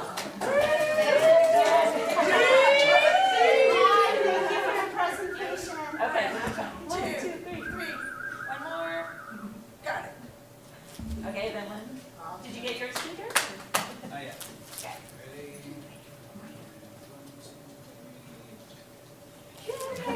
Thanks, you guys. Thank you. Thank you for staying. Sorry for the ladies. Panthers! All the girls. All the girls. Lakers. That's true, huh? That was awesome. Then there's the Wolverine. Thank you, Mitchell. Long drive. That doesn't fit. Doesn't really roll off. No, no. Thank you. Congrats. Okay, That's this is just positive. That full was of good. lots of things. Now you get to do a public hearing. so funny, that art project. Okay, so, Great. wow, that was awesome. Thank you very much for that. Are we complete with your presentation, Superintendent Kramer? Yes, Okay. thank you very much. I will close our board, Tahoe Truckee Unified School District Board meeting and open a public hearing, 10.0. Superintendent Kramer. So at this time, if there's any public that have comments about the possible easement on the Alder Creek property for Southwest Gas Corporation. And seeing that there is no public at this point, I will close the public hearing and reopen our regular, this is just an info only. And is there any board comments or questions on this topic? Okay. Moving to, okay. Moving on to 11.0 resolutions, Superintendent Kramer? So this first one is about the Southwest Gas, now that we've closed public hearing. So our Chief Business Officer, Assistant Superintendent, Mr. Todd Rivera, will provide a little explanation. Thank you, Superintendent Kramer, President Joel, members of the board. I am a little disappointed because I thought everybody here was here for the public hearing to convey the easement. Unfortunately, I guess it's not so important, but this is related actually to a resolution that the board passed on March 4th, which was before you convey an easement to a public utility, you need to go through a two-step process. So at the last board meeting, the board approved resolution number 19, which was a resolution of intent to convey easement. And then we're required to hold that public hearing that we just held. So now we bring to resolution number 21, which actually will convey the easement over to Southwest Gas. And again, this is related to their customer-owned yard line program where they're going to come in and install new gas lines coming from the street into the portable buildings at Alder Creek. So with that, they're also going to maintain those pipelines as well. Thank you for the clarification. Any comments on this easement resolution? I think we're getting familiar with this, so thank you very much for that, Todd. This is an action item. Would anyone care to make a motion for Resolution 21? I'll move to approve the motion. Resolution. Thank you, Pat. Second? I'll second. Thank you, Chris. All in favor? Aye. Aye. Aye. Aye. Aye. 11.2, Superintendent Kramer? And we'll turn back to Mr. Rivera. Thank you. So Public Contract Code 20118.2 allows a school district to procure specific types of equipment, in this case technological or telecommunications equipment, without going through a competitive bid process. Instead, we use a competitive negotiation process, as it's called, and how we solicit proposals as we go through a request for proposal process with different vendors. We publish that in the paper and take the proposals for specific technology items and services. And with that, we're able to take more into account than just the price point. We also can look at things like service levels, warranties, longevity of the equipment, and also things like support logistics and timetables for delivering the actual installation of these types of products. So it really ensures that the district is getting those components and equipment and services that best fit our current systems and what the district's needs are, instead of just taking the lowest bid and going with that. So we are interested in using this authority to actually transition from our current district on-premise Cisco call management system, which includes all of our telephone and communication systems and also our bell systems and paging systems. And we would like to convert that over to a cloud-based internet solution, voice over internet protocol. So with that, our Chief Technology Officer and Serge have put together requests for proposals on all of the specs that we're looking for in replacing this system. And this would include a complete turnkey solution, includes all the hardware, software, and licensing, and also support moving forward in the future for probably over the next 5 to 8 years or so. So we're asking that you approve this resolution, which makes findings that this procedure and protocol is in the best interest of the district to move forward to ensure that we do get the specific quality products that we're looking for. And I'd ask Ed to add anything if I missed anything on that. We're excited to move forward. This is actually one of the first systems I worked on when I became an administrator. We're looking at about a 12 to 15-year-old system. We started installing in 3 phases over 2 years, and it served us well. And we're looking to go to the next step, which is gives us a lot of opportunity for new feature sets that have come into play in the last decade or so. That gives our staff and a lot of flexibility, especially around communication, and then also some safety features that can come into play when we lose power or when we have extended snow periods, things like that. Because it goes to the cloud, we're able to continue to send and receive messaging and phone calls. So we're looking forward to it, and this process is a good process to make sure that we get the best price and the best service. So if you do approve this resolution, then we'll move forward within 10 days of sending out that request for proposals. And then we have an evaluation criteria that Mr. Hilton has put together. And price is kind of the most important piece of that, or the highest weighted evaluation piece. But there's a lot of other components too, including, just how they can support the district in the future. Thank you for both of those. Any comments from the board? I just have a question. What kind of, where do you think the bids will be? I mean, in like cost-wise? Like in what, how much would we it's probably going to be anywhere from $1 million to $2 million over 10 years. It's kind of like the how it's looking. It's interesting. Like Todd and I have gone through the process where we used to buy equipment that goes in a server closet, and then you kind of buy licensing that goes on that. And now it's shifting more to like subscriptions where you pay on a per year or per month basis. And we don't have anything in our closet anymore. We're using the server closet in the cloud. So it pretty much, you're not paying as much in hardware, but you're paying more in subscriptions. So it kind of evens out overall, I would say. Well, if we not, need to replace a 15-year-old system. Yeah. Yeah. And you're getting better features, you know, but I would say overall it evens out. One thing that Todd and I both like too is it when you move to more subscriptions, it evens out so it's not like a big purchase 1 year and then nothing for a couple years and then another licensing. It kind of evens things out over the long term. So that's what we're looking forward to as well. And some of these subscriptions basically replace some of the current operations, like our hard lines, our copper lines that we're paying now to AT&T. So that'll replace that. The safety element you mentioned was just sort of power outage and whatnot, but then the cloud, I would just say I mean, obviously that's going to be a concern besides the price. I was going to ask the price too. 1 to 2 million is a big jump. So 1 to 2 is. Well, that's over 10, amortized over 10 years. Yeah.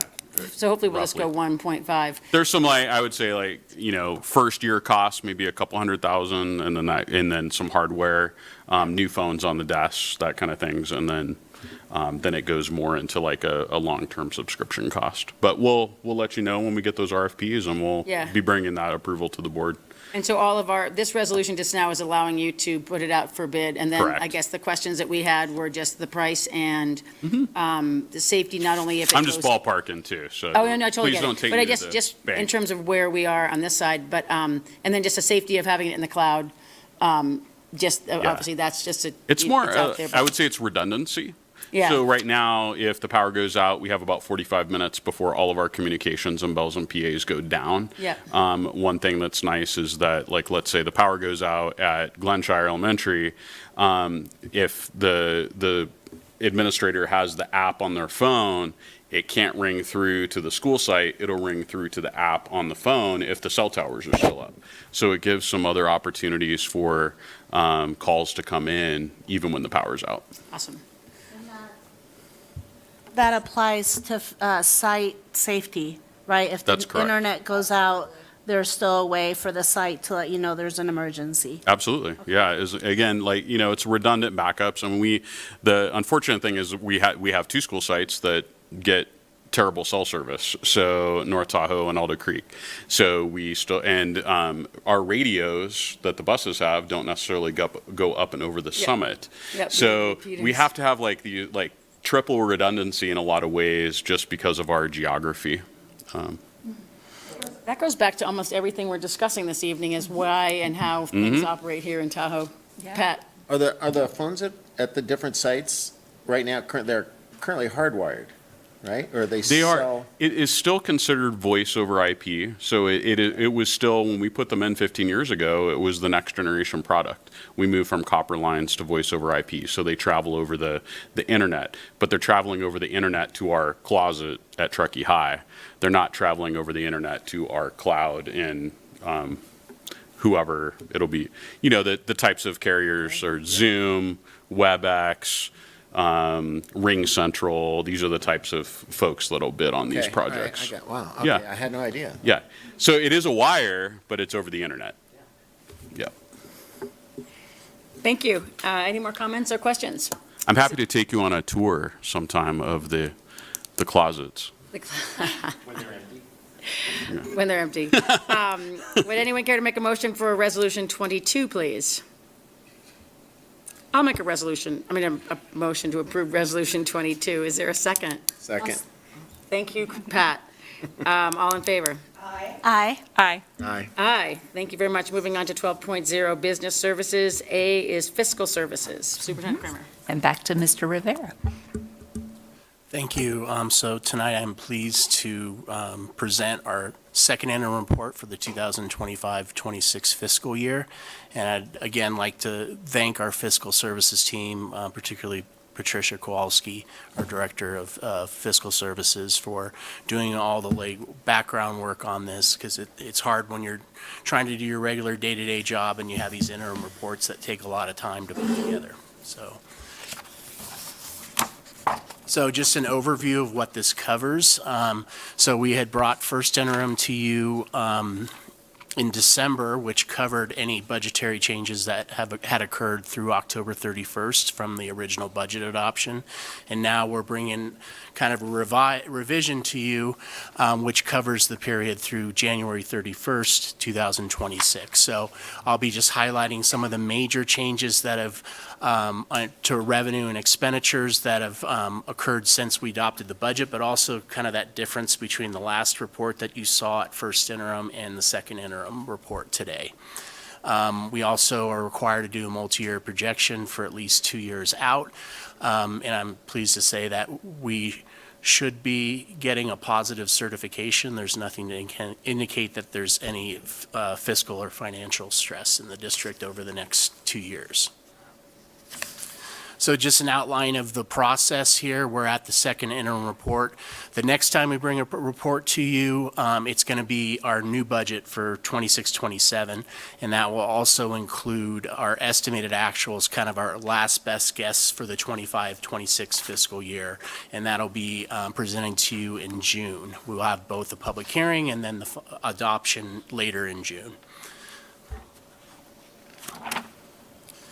So some of the changes since the first interim report, the governor did come out with his January budget proposal, and there is not a whole lot of things that really impact us that we know about for sure right now. He is proposing obviously some COLA increases to special education and some other programs like our expanded learning opportunity programs. He's also proposing pretty substantial amounts of one-time money. We've been getting a lot of one-time funding over the last several years. We just received that student support discretionary block grant this year. So the plan right now, or the proposal, is to provide more of that next year. However, we do not bank on that until the budget is passed and we know it for sure. So we would not be including anything like that unless there is some sort of guarantee. We will not be including that in the 26-27 budget in June, most likely. We did see some operations and program increases since our first interim report. And really, this is just about kind of refining and cleaning up the budget for things that we might have missed at first interim as well. So overall, on the revenue side, since we adopted our budget, we've seen an increase in revenues of approximately $3.5 million. We actually recognized and talked about the majority of those revenue increases at first interim, about $2.95 million. That should be a M, not a K, sorry about that.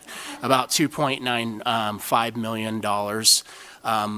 Some of the big ticket items in that increase at first interim were our property tax increases of about $785,000, and then we received those one-time fundings that I mentioned earlier, the student support and professional development block grant at $1.1 million, and then also we received learning recovery emergency block grant of $153,000, and we had some nice things that are just going to happen probably one time or intermittently. That was a $270,000 increase from our workers' comp program dividends that were paid through our school's insurance group. So some other increases there for interest and RDA pass-throughs.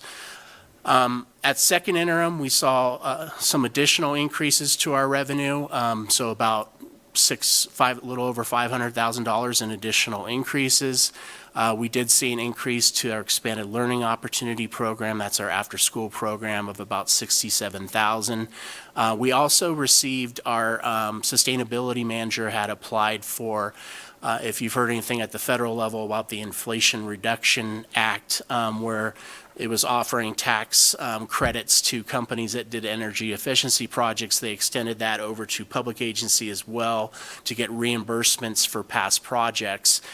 So we received $165,000 in reimbursements to cover the portions of our EV bus purchases that we made. Those initial 4 buses that we purchased, we had received some grants for that, but it didn't cover all of it. So we're getting reimbursed for the portion that those grants didn't cover. Also, we received some pretty large increases to our Medi-Cal billing reimbursements. A lot of that is just they're playing catch-up on paying past owed billings to us, so we saw a big chunk of that come in this year. We received some additional funding for mental health and wellness grants as well. One thing that does kind of hurt a little bit is we saw a decrease to our special education early intervention funding. That's based on our first grade special day class students, and ours have kind of gone down a little bit, so we see that as a reduction of $91,000. So that was a kind of a surprise for us. So this is just the chart showing our transition from adopted budget to first interim and second interim. And obviously the largest increases that we saw were at the state revenue because of those one-time fundings, and then also local revenue, which includes all of those rebates that the grants that I told you about for the IRA, the workers' comp dividend, interest earnings, and then a lot of its local donations as well. And still, our property taxes are our largest funding source at 75%. And then moving on to expenditure changes, overall since budget adoption, we've seen increases of approximately $5.9 million. At first interim, we actually shared with you kind of the details on about $5.6 million of these increases. So since first interim, we've gone up by another $300,000 or so. So at first interim, obviously the bulk of our increases were due to salary negotiations. Normally we'd be reporting that in the second interim report, but we were so early this year that we were able to capture that in first interim. So certificated salary increases of $2.25 million, which most of that was the salary increase that we negotiated, but also we had some additional positions that we had added since budget adoption. Same thing with classified salaries, $937,000 increase. And then in there mixed was kind of some vacancy savings and then some other added positions that we did for instructional aides. Overall, an increase to our benefits of $1.2 million. Most of that was due to the salary negotiations and the health and welfare benefit cap increase and those payroll liabilities associated with increased salaries. We had a slight increase to our materials and supplies. Mostly this was due to, donations carryover, increases in our arts and instructional materials purchases. And then we saw a larger increase of $1.1 million in services and operations. A lot of that was for additional special education services and our non-public school placement. Also increases in legal fees. And then we also hired on a parcel tax consultant from Measure AA. And we saw a big uptick in our chartered athletic transportation cost of about $230,000 at that time. So at second interim, this is just the difference, like I said, about $300,000 more than what we reported last time. We did see a slight increase in certificated salaries of $85,000. Most of that was because we increased our sub costs. We kind of looked at the trajectory for sub costs where we are currently and compared it to last year, and we added a little bit more for that. Some of that's offset with just some position adjustments internally and some positions that were on leave that aren't returning, so we removed those out of the budget. We did see an increase of $151,000 for classified salaries, so this is kind of a mix of we still have a lot of vacancies in transportation and special ed, so there was a decrease from that, but then that gets offset from extra duty and overtime that we have to kind of compensate for that. And then we also increased some special ed IA positions as well since first interim. A decrease in benefits of just under $200,000. This is kind of just associated with some cleanup, but also a reduction in health and welfare benefits and also payroll liabilities for those vacancies. And then on to materials and supplies, very slight increase. We did increase our staff computer replacement by about $80,000. We were planning on splitting that up in 2 years, but since we were getting some pretty good pricing, we had enough in our reserves to do the full staff computer replacement for teachers. And then we had a decrease in our site donations account. This isn't a reduction in donations. What this was is at first interim and budget development, we had kind of a placeholder or estimated budget of what we thought we'd get in site donations, and it wasn't removed last time. So we took that out now. Now it's just real-time donations as we receive them. And then services and operating expenditures, we had another increase to legal fees. I hope that's the last one. We'll see. Athletic transportation continues to increase. We'll probably have another increase before estimated actuals, but we're monitoring it right now.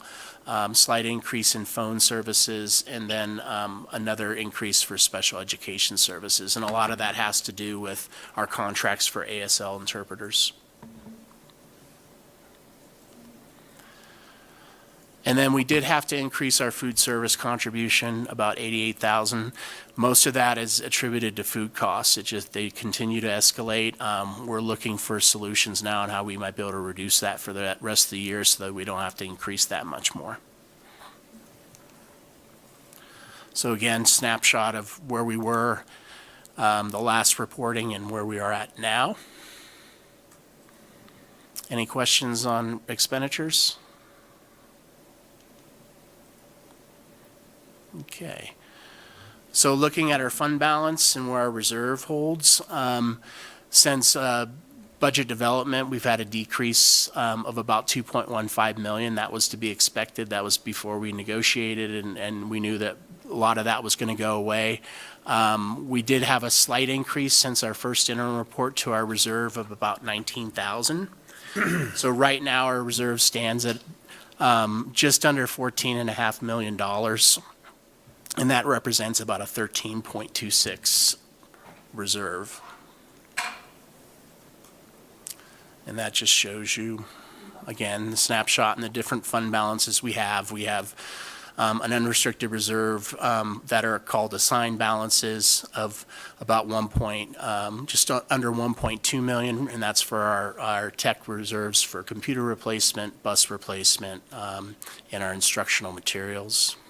And then we do have a restricted reserve that's comprised of some one-time funding that we still have balances in, also some RDA pass-through monies and some other sources as well. Our reserve for cash, stores, and prepaid expenses, why that's so large, $936,000, is because we did a 7-year or 8-year math adoption. So we can only recognize those expenses on an annual basis. So we hold that in kind of a liability account, if you will. So looking at the multi-year, the assumptions really haven't changed much since first interim. We're still being conservative with our property taxes. Next year we're projecting 3.25%, the year out 2.75%. We have the same cost of living increases that we kind of apply to our other funding, categorical funding sources in special education when we're looking at the out years. And then we expect some increases, hopefully, if we can get fully staffed in transportation, some increases in our home-to-school transportation reimbursement as well. And again, we have nothing in the budget that would indicate additional one-time funding sources. Before you go, Yep. 30 charter school, 38 to 80, second line on the Yep. backside. Why are we going to 80 from 38? 80,000. Increase in charter, Lou. So basically, I think I've explained this before with Sierra Expeditionary Learning School, since they're a district-sponsored charter. Right. We are responsible for paying them what's called in lieu tax payment. And what that amounts to is pretty much their base local control funding formula allocation. So that's calculated every year, throughout all the interim processes on what that's going to look like, and it changes according to the projected budget assumptions. But every year, there's usually a COLA applied to that. So what I'm saying is this year we're paying, I believe, 2.2 million to Sierra Expeditionary Learning School in their in lieu tax payments. Next year, we're going to add an additional $38,000 onto what we're paying this year. And then in the following year, it's going to be another $81,000 on top of that. So every year, it's kind of expected. I'm just wondering why it went from 38 to 80. I mean, I get what we're doing.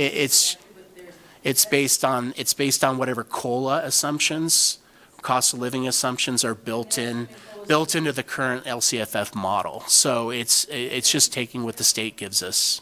Wow, that just seemed big. Sorry, thank you for that. Does seem big. I mean, I can see 38 to 42, but 38 to 80 just sort of threw me for a curve. It's more than double.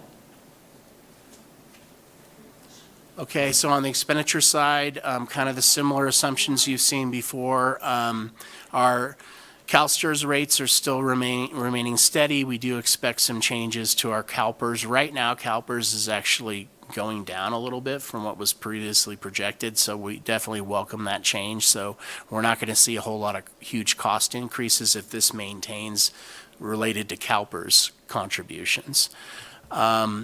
We do have some staffing that we've kind of moved around in different one-time sources, particularly our wellness staff and some other staffing that we were funding through some one-time grants that will be moving back into the general fund, the unrestricted general fund next year. And then we are expecting to do instructional materials adoption in all the out years, approximately $200,000. There might be some lump sum payments that are larger than that, but just to build it in so we at least have it recognized. That's what we've included. And then we are continuing to make contributions to our Measure AA programs, just a little bit under $1.8 million next year and the following year. So looking at our projections here, again, this year our reserve is expected to be about 13.26%. It does go down slightly next year to 13.2 and then down to 13.06 in the following year, but we are maintaining above 13%. I do have expectations that the current year will probably end up a little bit better off just because I know we'll have additional vacancy savings. And then in the out years, particularly that third year out, there's a lot of time to make adjustments and make changes. So I'm not overly concerned with that dip. And also our property taxes most likely will come in higher than what's being projected. So coming up, the governor's May revise, which is kind of his final budget proposal before it goes to legislators, and they agree to a final budget. And then we continue to monitor impacts of any federal changes, and then we're going to start working on budget development probably in April. So we'll be working on that steadily through May, because early June we have to have our public hearing. So, any questions? Thank you, Mr. Rivera. Wonderful. Any comments? Excellent work, thank you. Yeah, I was going to say the same. Every time we see these, it's just impressive that our district is so financially responsible and that we're not in the position that a lot of other districts are facing right now with having to do pink slips and other things. So I think it's just a testament to our skill that we have in-house. Well, and two, we also have teachers are striking down in Natomas, San Francisco. So yeah, it really speaks to the rigor with which you continue to maintain with our budget and being able to offer raises in welfare, health and welfare compensation help for our staff during a time like this is really quite incredible. So please thank your entire team. Thank everyone, and we're really, really appreciative to be above water right now. Chris? No, just thank you for keeping us informed, as you should. And yeah, good job to your team, and thank you for explaining it in a way that I can understand it. Thank you. Thank you. I don't think I have any more questions. It is an action item, but I definitely, again, we are in a good spot, and I think it's part of the whole team.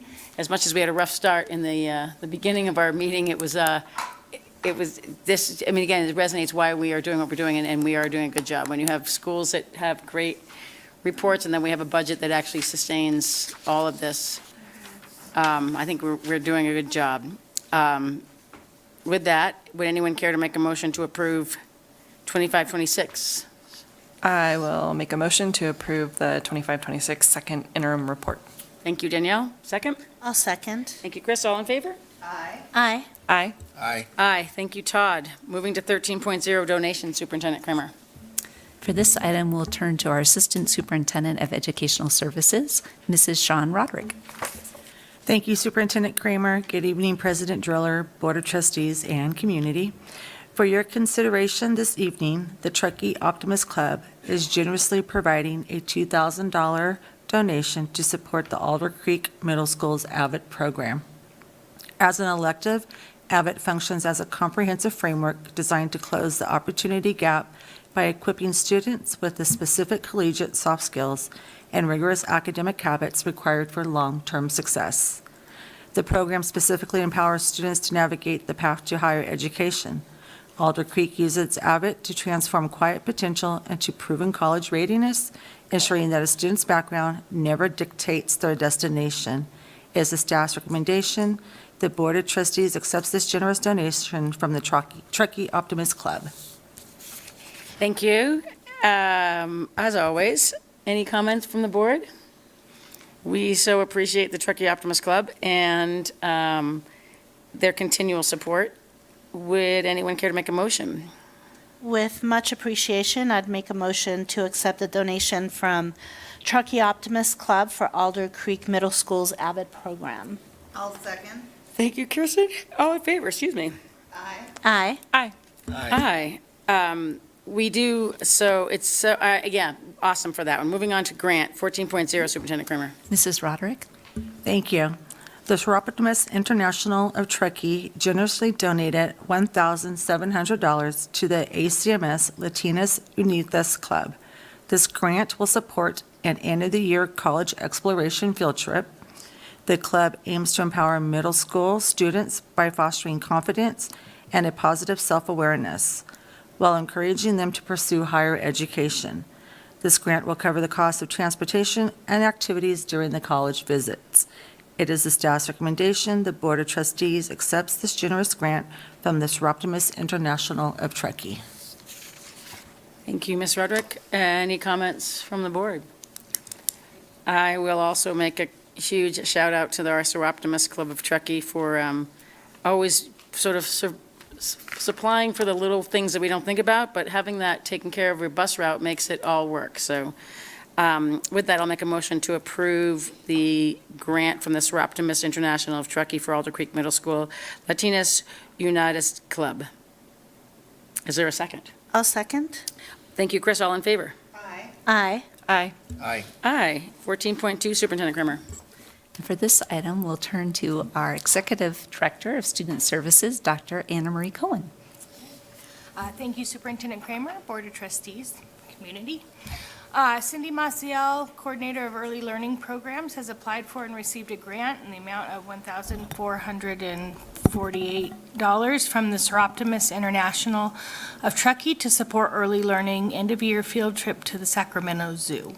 It is staff's recommendation that the Board of Trustees accept this grant from the Optimist International of Truckee in the amount of $1,448. Are there any questions?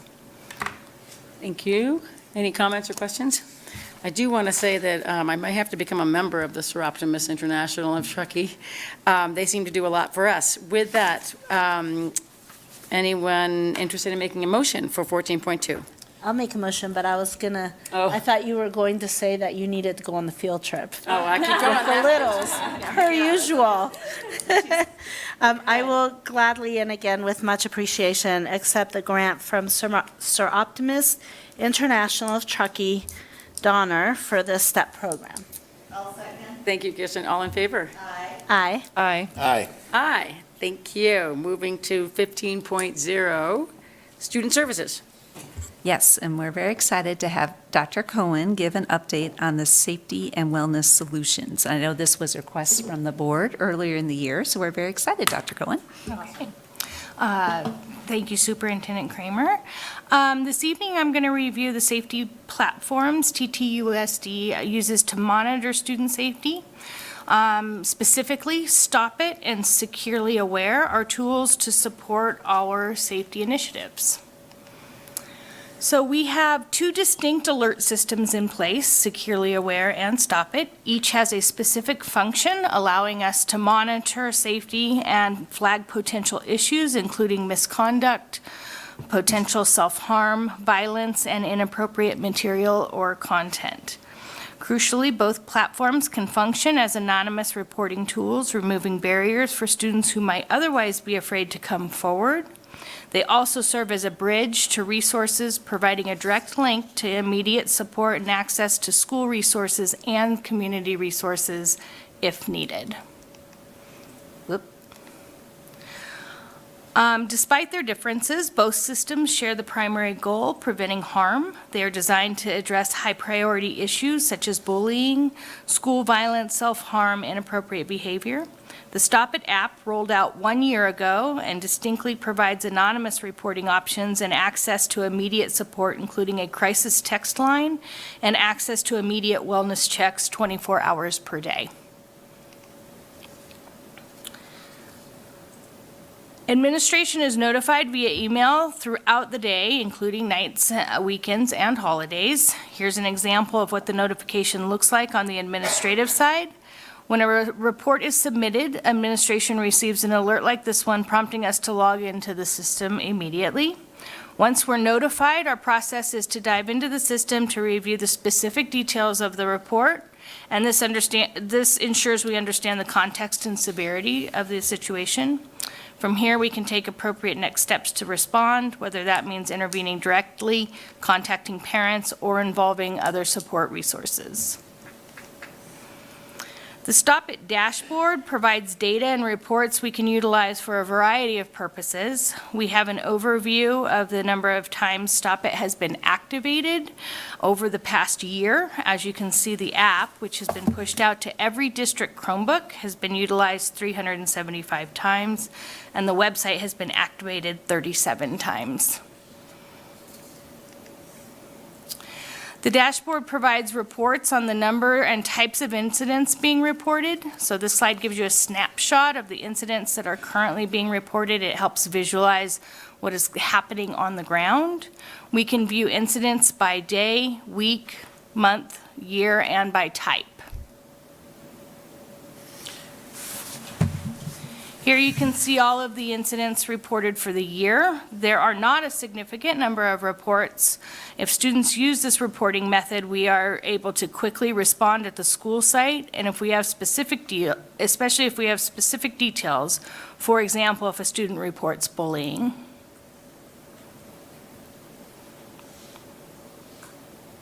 Can I ask a question on the off-campus? Like, so if I have these alerts on my phone, and I'm a teacher at home, do I get it at home as well? Teachers do not get this. Administration gets this. Administrator, excuse me, correct. Yes. But so like my administrators are on call all the time? We have a system in place, so I pretty consistently monitor this.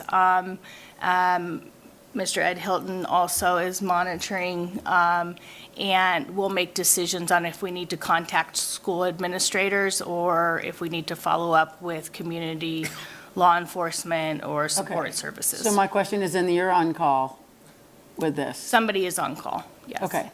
Yep. And that is that a system that we would ever put out, or is that something that you will always keep your hands on?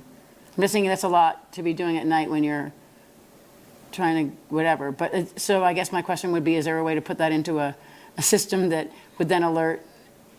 But that's, never mind. That's us. So with Stop It, depending on the type of incident, that comes through and the critical nature of the incident, there's actually a background monitoring system. And so they are actually monitoring and will reach out and call us, like a technician, if depending on the severity of the report, they can also contact local law enforcement. So I know you're trying to make a presentation. no. I was just listening to Dee Dee. So students can make a report 24/7, Yes. even if it's an off-campus incident, Yes. and the school district will respond to an off-campus incident of one of these. We will analyze the incident and determine what the appropriate response is.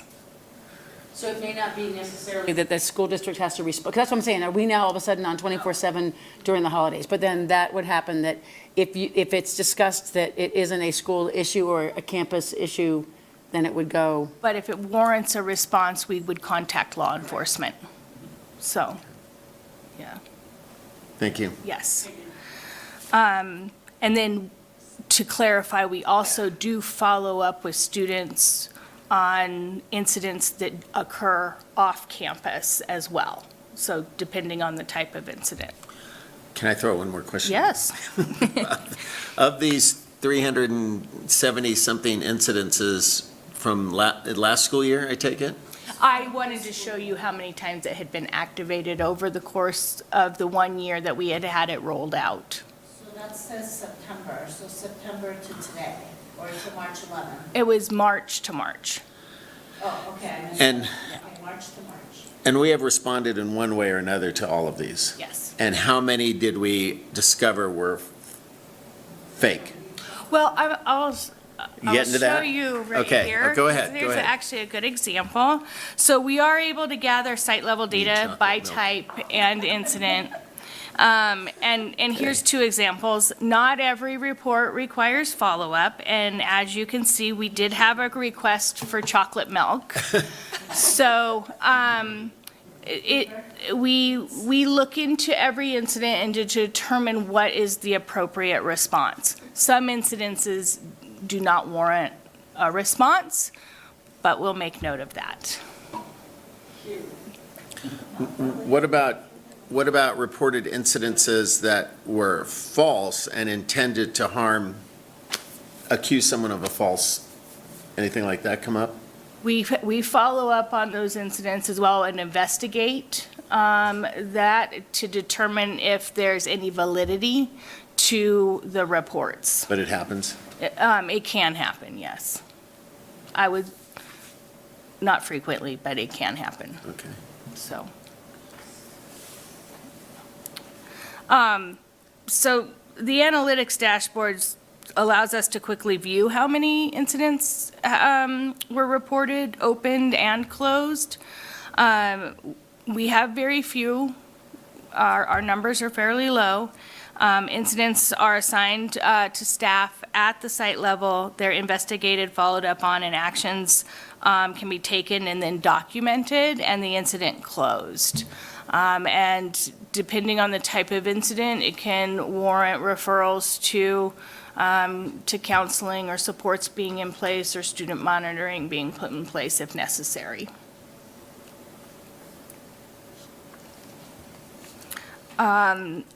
So beyond just the individual and anonymous reports produced by Stop It, we also have Securely Aware.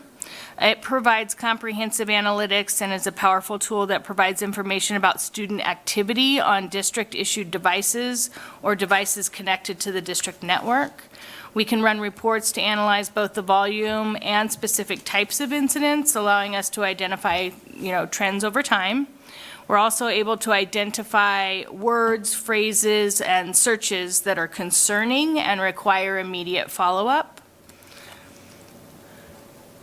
This dashboard gives us a comprehensive full picture of student wellness across the campus, and it's not just about the individual alerts, but it's also about seeing the broader context. We can toggle between viewing data for an entire school population or drilling down to individual students. This allows us to spot patterns that might otherwise be missed. The tools here track critical investigation data, such as specific times incidents occur and total numbers of reports. The data allows for monitoring overall student wellness. Securely extends its safety monitoring beyond just browsing history. It actively reviews content within documents, including the comments students leave on them, which is often where some of the conversations happen. The coverage spans our major cloud storage platforms, scanning both Google Drive, OneDrive to ensure nothing is missed in shared files or drafts. The system also discovers direct communication, securely reviews all emails sent and received through district accounts. It scans attachments as well. This ensures that students cannot bypass safety filters by hiding inappropriate content or concerning text inside attached files. To make this tangible, here are some real-world examples of the types of searches and keywords securely detects. Seeing these examples helps illustrate how the system differentiates between innocent queries and those that indicate a genuine safety risk, such as self-harm or violence, that need to be immediately followed up upon. So, This is from our school, our students? Yes, we have compiled different types of things that have been searched over time.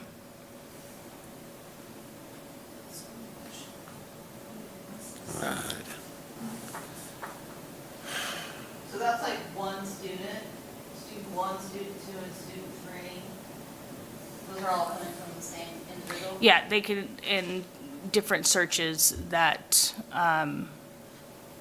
may have been made. These would prompt us to refer to counseling, support, or intervening and figuring out what it is that they're searching. We do get searches that can appear such as suicidal ideation, for example, but may actually be song lyrics to songs. So we have to differentiate and investigate what the content is.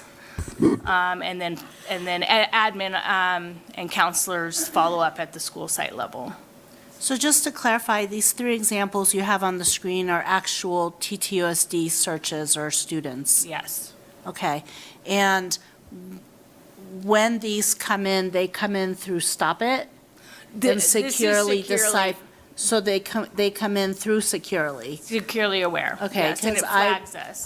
I was misunderstanding that Stop It was the student access and Securely deciphers, and that's who prompts the call to admin or for follow-up. They are 2 separate applications. I understand Both of that. them alert, we get alerts from both platforms to follow up with. And at what grades are the students being made aware of this? Is it 6th grade up, or when does it start? Securely is monitoring all students on district devices. Regardless of their age? If I'm a 3rd grader? Regardless of their age. Mhm. Okay. Yeah. And what about Stop It? And Stop It has been pushed out to all district Chromebooks, and then it's also accessible. There is a bit of a gap when students are utilizing personal devices, because we do not push the apps out to, obviously, to personal devices.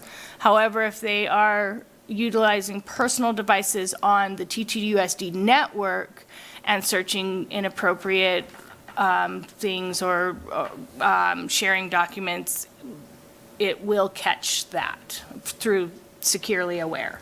So I feel like I've seen posters for these, right? I mean, students know this is happening. Yep. That there is something monitoring their district-given technology. Students, if I'm a 6th grader and I'm like, can I report my mom for emotional abuse? I know that if I've put that in there, I mean, if I'm aware enough, I know that if I'm putting that in my Chromebook, someone is seeing that, correct? If it's a district device, and I'm going to Yes. actually ask Ed to clarify the difference between the personal device and the district device, because it's much more in depth and in terms of what is scanned and monitored on the devices that we have control over versus the devices that students might be utilizing on campuses. Right. But there are safety filters when students are connected to our network. Right, but So- specifically, my question is around the student awareness. Yes. If they're Googling something like that, they know that the district is seeing that. Well, yes, we've had Securely for over 5 years. We're going on, actually, over 6 years now. We got it just before COVID started. Stop It's been about a year. I think it's important to note that Stop It is student-facing and student reporting. So that there's nothing automatic necessarily about it, but because the students initiate the anonymous report on Stop It. Securely is active in the background, and we started with it. It's a URL filter, so it filters out things that we're required to filter out by Ed Code and federal law. Pornography, guns, weapons, violence, drugs, those sorts of things. That's actually the E-rate funding that we get every year that we spend on equipment. It's a requirement to receive that E-rate funding is having a URL filter in place. During COVID, when students were at home around 2021, we found that there was some disconnect around that teacher-student connection. And, if kids were, we were wondering what's going on at home, that kind of thing. So Securely added some more features to the system called Securely Aware that started to alert us. So we now in our yearly, it's called the annual parent notification, as well as the tech policies, make the parents and students aware of the fact that we are monitoring at all times. That's part of checking out a device, getting a email account. Those are our email accounts, not necessarily theirs. They're on loan while they're with us. So at any time, we can confiscate their device, their email account, log in. Parents can do that too. Parents can request, if they're under 18, to have access to their account. So we make them aware. Now, that said, students don't always, are not always thinking, yeah, they've been told, it's part of the deal. When they come in, sometimes it's like, oh yeah, that's right, or I didn't realize that. They also will sometimes do something like, I know that it'll do an alert, so I'll type in this search term into my friend's device when it's open. So we talk about things like security and making sure when you're not using your computer, you close it and lock it, those sorts of things. But on the whole, we've been using it for a while. It's not a new system, at least the monitoring system. To Anna Marie's point about when it is on district-issued devices, we do not push out any software applications to student-owned devices. When student-owned devices or family-owned devices are on our network, they get a default filtering policy that's very restrictive. They can do some research, they can get on Google Docs, but that's about it, because that's the same policy like for any device, even your own, here in the boardroom, when you're on, if it's not a device, and that's for security reasons. We just want to make sure that those folks that are connecting to our network are not doing nefarious things, and that they're being safe and secure when they're on the network, when we don't know who you are. And since we can't put an antivirus on a student computer, we don't know if the student computers have, if they've been compromised. So we have to, we have to dial that particular network down. That's called T2SD guest. But if a student searches when they're on a personal device, we won't get flagged for that. We only get it when they're on their student device. And Dr. Cohen, before you go forward, thanks. Sure. Before you go forward, can we just revisit? So I'm a sixth grader. I type something alarming, or I go to Stop It, right? Someone at 10 o'clock at night, someone in the district, that's school admin, is that correct? Gets a notification at 10 o'clock at night. They look at it, they assess the urgency of it, and then they put forth whatever system is in place that they know to follow. Correct. So for example, on a weekend, if I see an alert come through, generally Ed is also getting the same alerts. And if it is of concern, then I will call the family, the parents first to see if I can get a hold of anybody.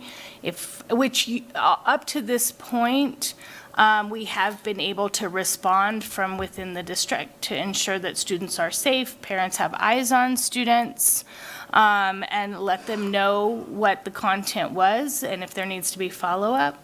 If I could not get a hold of anyone, then I would initiate a call to 911, for example, if it was concerning enough. Okay, thank you. Another thing you do after hours that we in the community Ed and I is have not had aware a few of. conversations back and forth at 9 o'clock. Yeah. Regarding It helps to a have a second response. set of ears. Yeah, thank you. So, yeah. The dashboard for Securely allows us to look at how many alerts have occurred over periods of time, allows us to monitor websites and increase blocking protocols as necessary. This is data that we pulled together in terms of searches that were flagged. So this is from the beginning of the year. So you can see some examples. There have been. It's important to note that nudity is not necessarily pornography. Yeah. It's it could be like lingerie, things like that. Yes. Yeah. There's different levels of confidence in terms of the type. So 1, 2, 3, 4, if you should be concerned about what the content is. In addition, just as a reminder, we have these platforms that assist us, but it does not detract from the adult roles in intervening and working with students and in our reporting requirements. We always remind staff that as safe, caring adults on the campus, they have a vital role, and if a student approaches them to report an incident, they should always be encouraged to speak directly with the school counselor or school administration. And then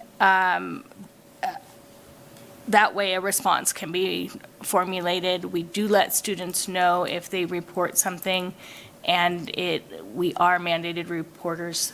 There are some things that we just are required to report.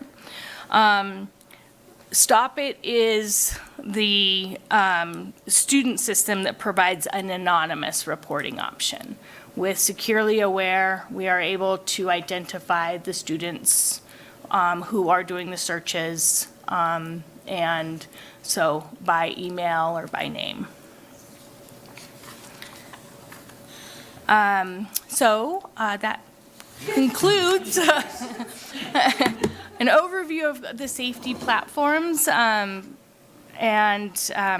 you have any other questions that myself or Ed, I'm bringing Ed into this as well, can answer? Thank you very much for that. That was awesome. I want to say thank you. I think that was a board-asked question, but I also think it was something that's extremely important for everyone to know, and it's out there for the public who wants to see this. But I do appreciate the fact that it was a board-ask, and it was something that's vitally important for all of us to hear. Appreciate the time. I appreciate the understanding of what actually that involved. Looking at the diversity of your talents and your jobs, Dr. Cohen, from the first at 4:30 when we first met you to this, there's a plethora of things that you've been involved in, and thank you very much. There's a lot to what you've got going on in your social and emotional support system of our schools, so thank you. Any other comments from the boards before I totally dominate? I mean, it's just kind of a fascinating tool to have because, way back in yonder years, we didn't have stuff like this, right? So you just kind of had to ask questions, right? Like, how are you doing? What's going on? And I actually see this in the next probably 5 years changing rapidly because of AI. And we saw some stuff at CSBA where they have it more as like an interactive person, like an AI avatar helping students navigate their own emotions and then kind of almost like befriending them and then using that as like if a flag came up to kind of have that reported to the administration. So I think this is the start of something that's probably going to take off even more so as a tool to just be able to assess overall mental health beyond just, typing in questions that students have or doing searches. So it's an interesting, snapshot.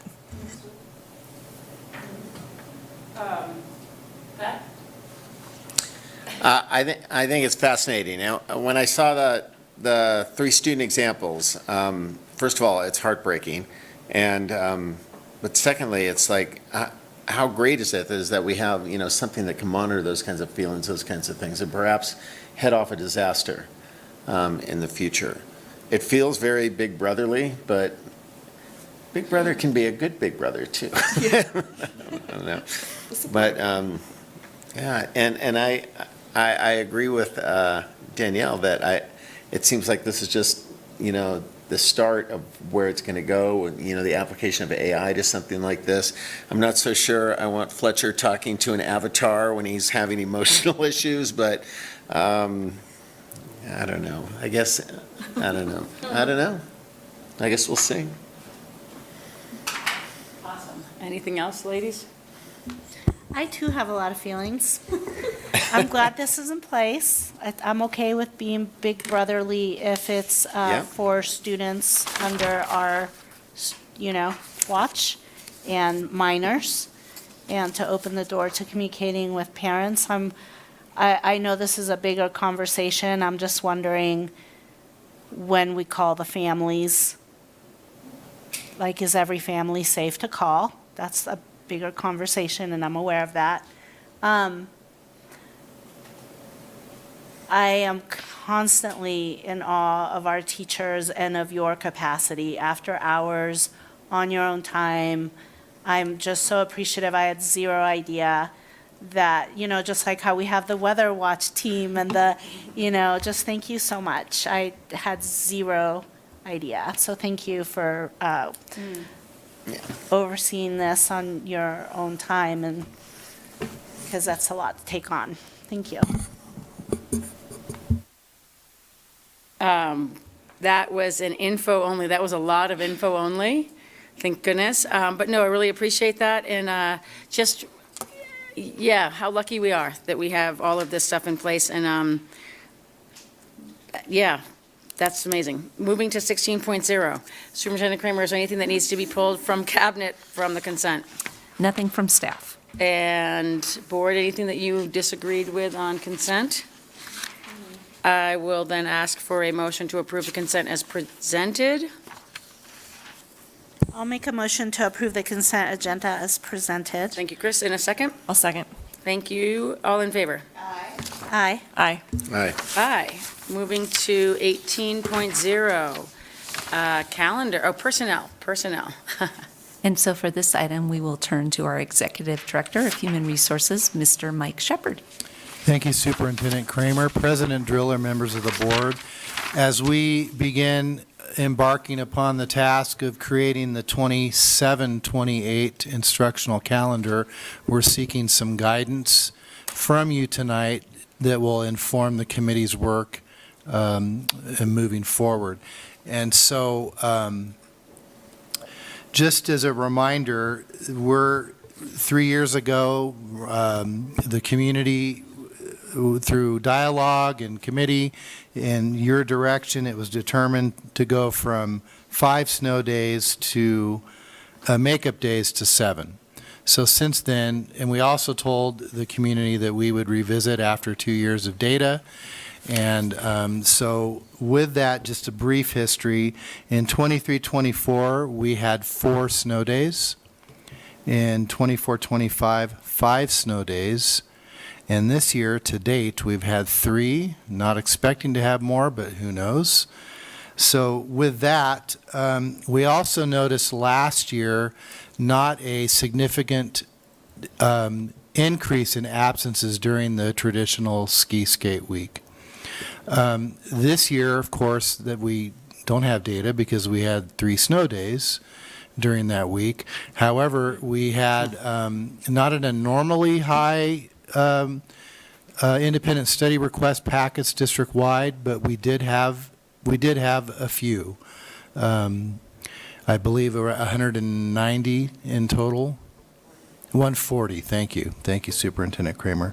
So what we're asking tonight is guidance on a quote-unquote no earlier than start date.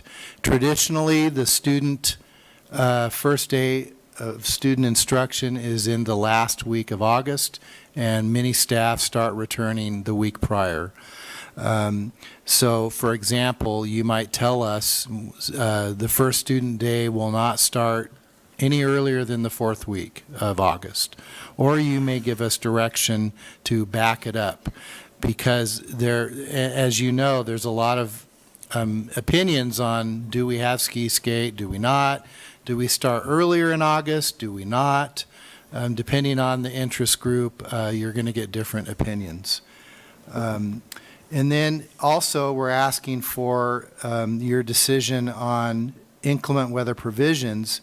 Do we maintain your current standard of 7 snow days, or would you like to consider a different number of snow days? So with that, I'll entertain any questions, but really we're seeking guidance for our committee to begin our work looking at our instructional calendar 27-28 to bring back to you for consideration. Thank you for that clarification. And our mission, as the board is not allowed to speak until we're all together in the public, understanding that there are 2 discussions, do you think we should pick one first and then do the second one?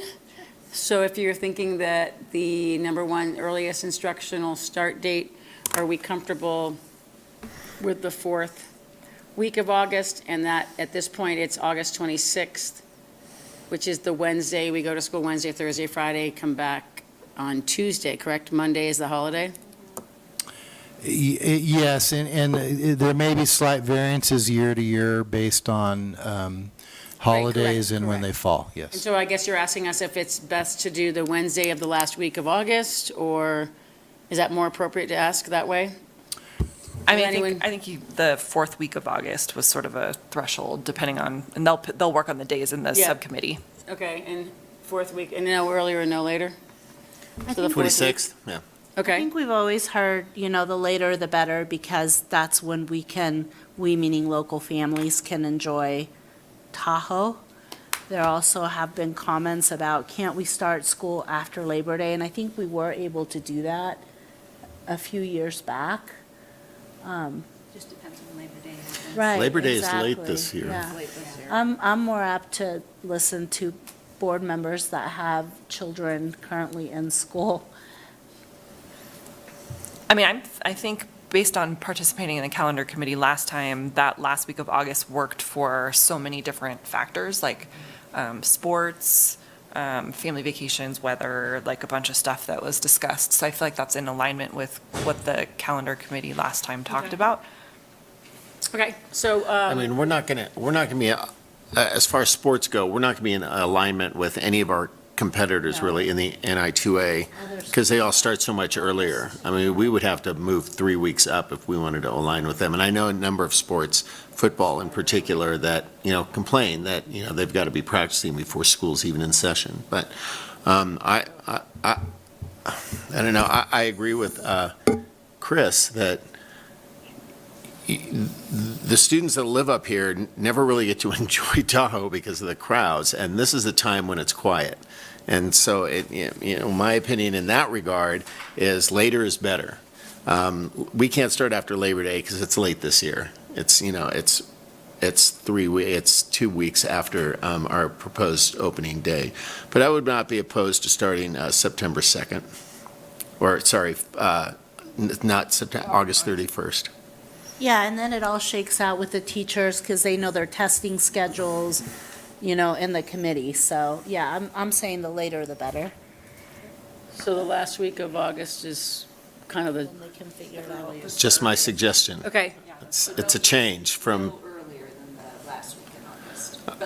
Okay, now, what I'm proposing is way different from what we've done the last, I don't know how many years, so I think we want to think about it. Well, the only thing that we're asking at this point, we don't have to do dates, is this is an info only, and we're giving Mike direction in terms of, because, and as Danielle mentioned, we're not giving the date. At this point, do we want to go 2 weeks into September, 1 week back, so we're giving him a week, that we want the last week of August to be your earliest that you will make us start school? Sure. Yeah. Or do you want to say that the first week of September? No, I mean, you can do whatever you want. We're going to outnumber you, so it doesn't really matter. But no, I'm kidding. I am one of five. But again, this is what he needs to hear, though, is that it's going to be a 50-50 no matter how you look at that calendar anyway. But if you're comfortable saying that, I think it takes a little bit more research to change it from the 26th to what I'm proposing before we jump into that. okay, Because we got to look, then you have to look at end dates and other holidays, and because I'm going to propose that we bring Ski Skate Week back as well. That's the next, that's maybe the more meaningful one. okay, that's not part of our discussion. No, I know, but I just wanted, Calendar committee this I wanted to throw it in there. I agree with you, and I like the 5 days, so I'm just to expedite this. I'm good with Yeah. 5 days too. I'm good with 5 days. Yeah. Are we talking about snow days? Yes. 5? Yeah, Make I'm it good with days. 5. No, we were talking about Ski Skate Week. Vivek, what do you But think? that How many makes days that do you want? happen. Yeah. If you go to the 5 days, it makes it easier to have that happen, so Yeah. I support both. Okay, your direction is, at this point, Kirsten in the back, what have you thought on number 1? Are you good with no earlier than the first week of? I'm just going to defer, because my kids are not in school. Well, I know, but you're part of the team in terms of how, it doesn't matter that your kids aren't in school.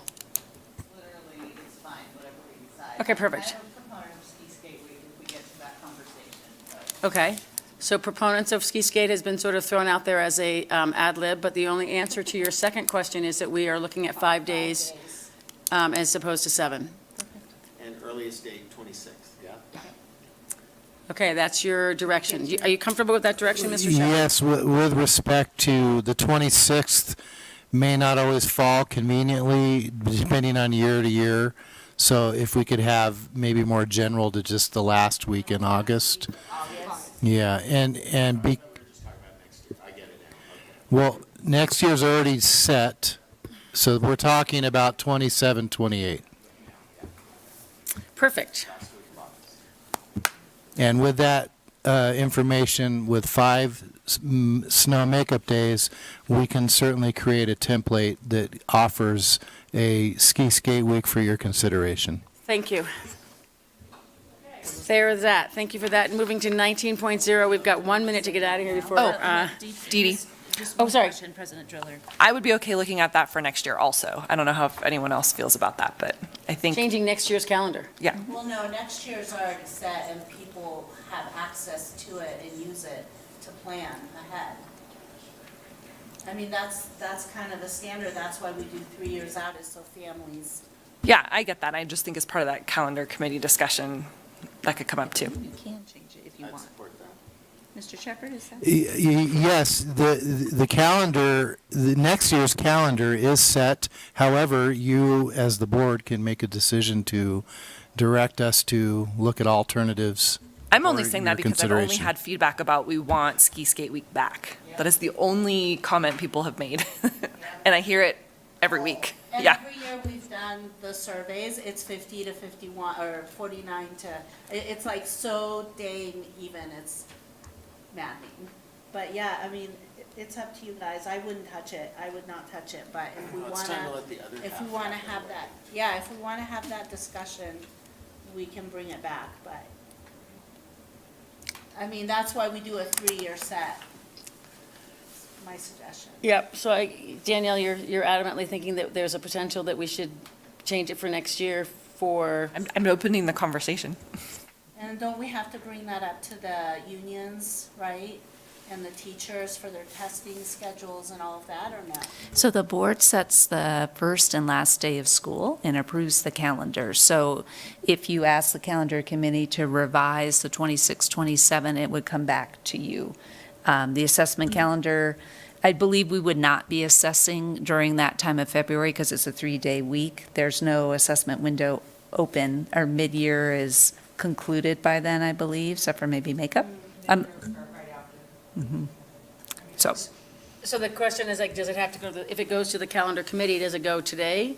Like, is that where you're saying that if we do this process, you can't just? You have to reconvene. Yeah, we'd have to reconvene, yeah. I mean, I think it's worth looking at, but.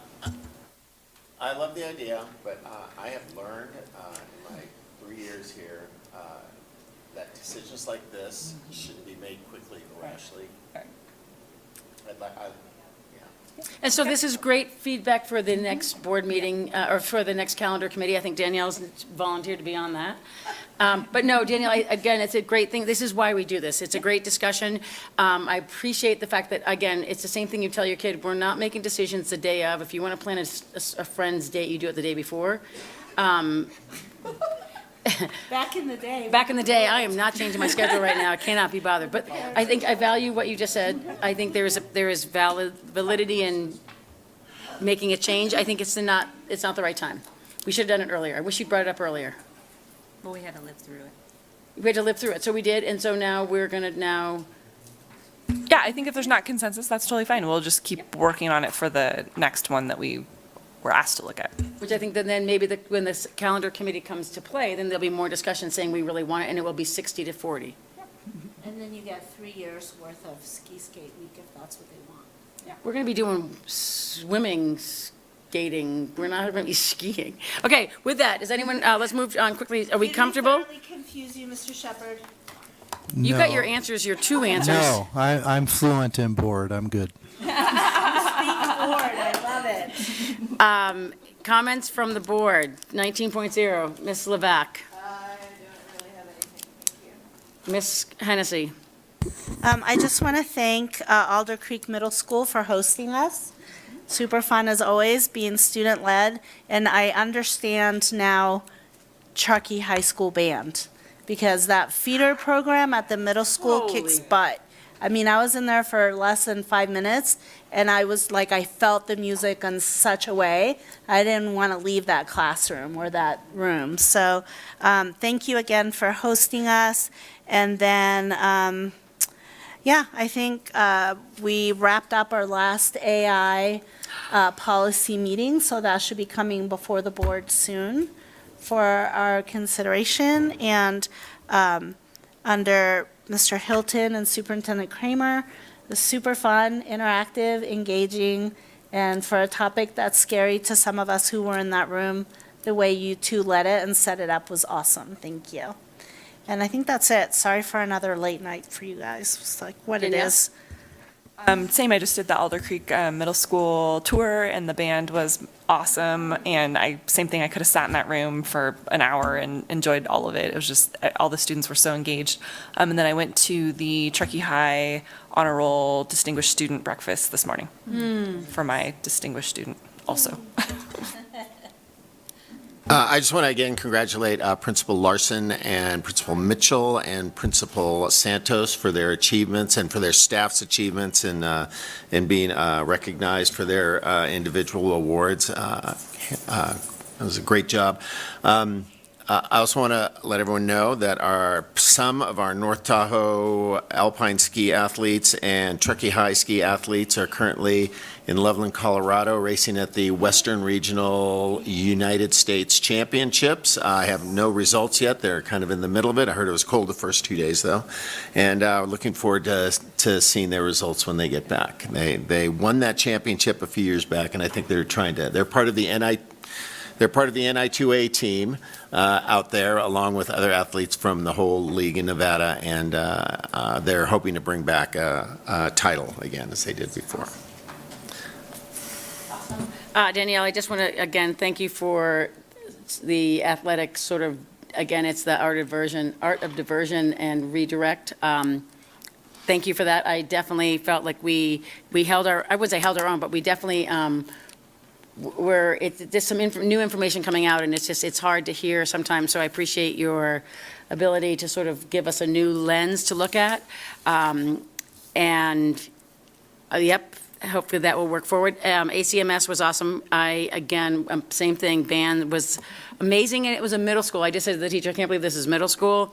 I did do my normal food discovery rescue, ended up at North Tahoe High School and ran into Ashley from SWEP and did a impromptu discussion with their Envirolutions group just about food waste, food distribution, food collection. There was a video about a dumpster diver, and it wasn't quite the dumpster diver, but just that trying to get the kids involved with what's happening here in Tahoe. And again, it goes back to why we're here. And so I think that whole reason of why we're here and what we're doing in Tahoe, it's unique, it's different.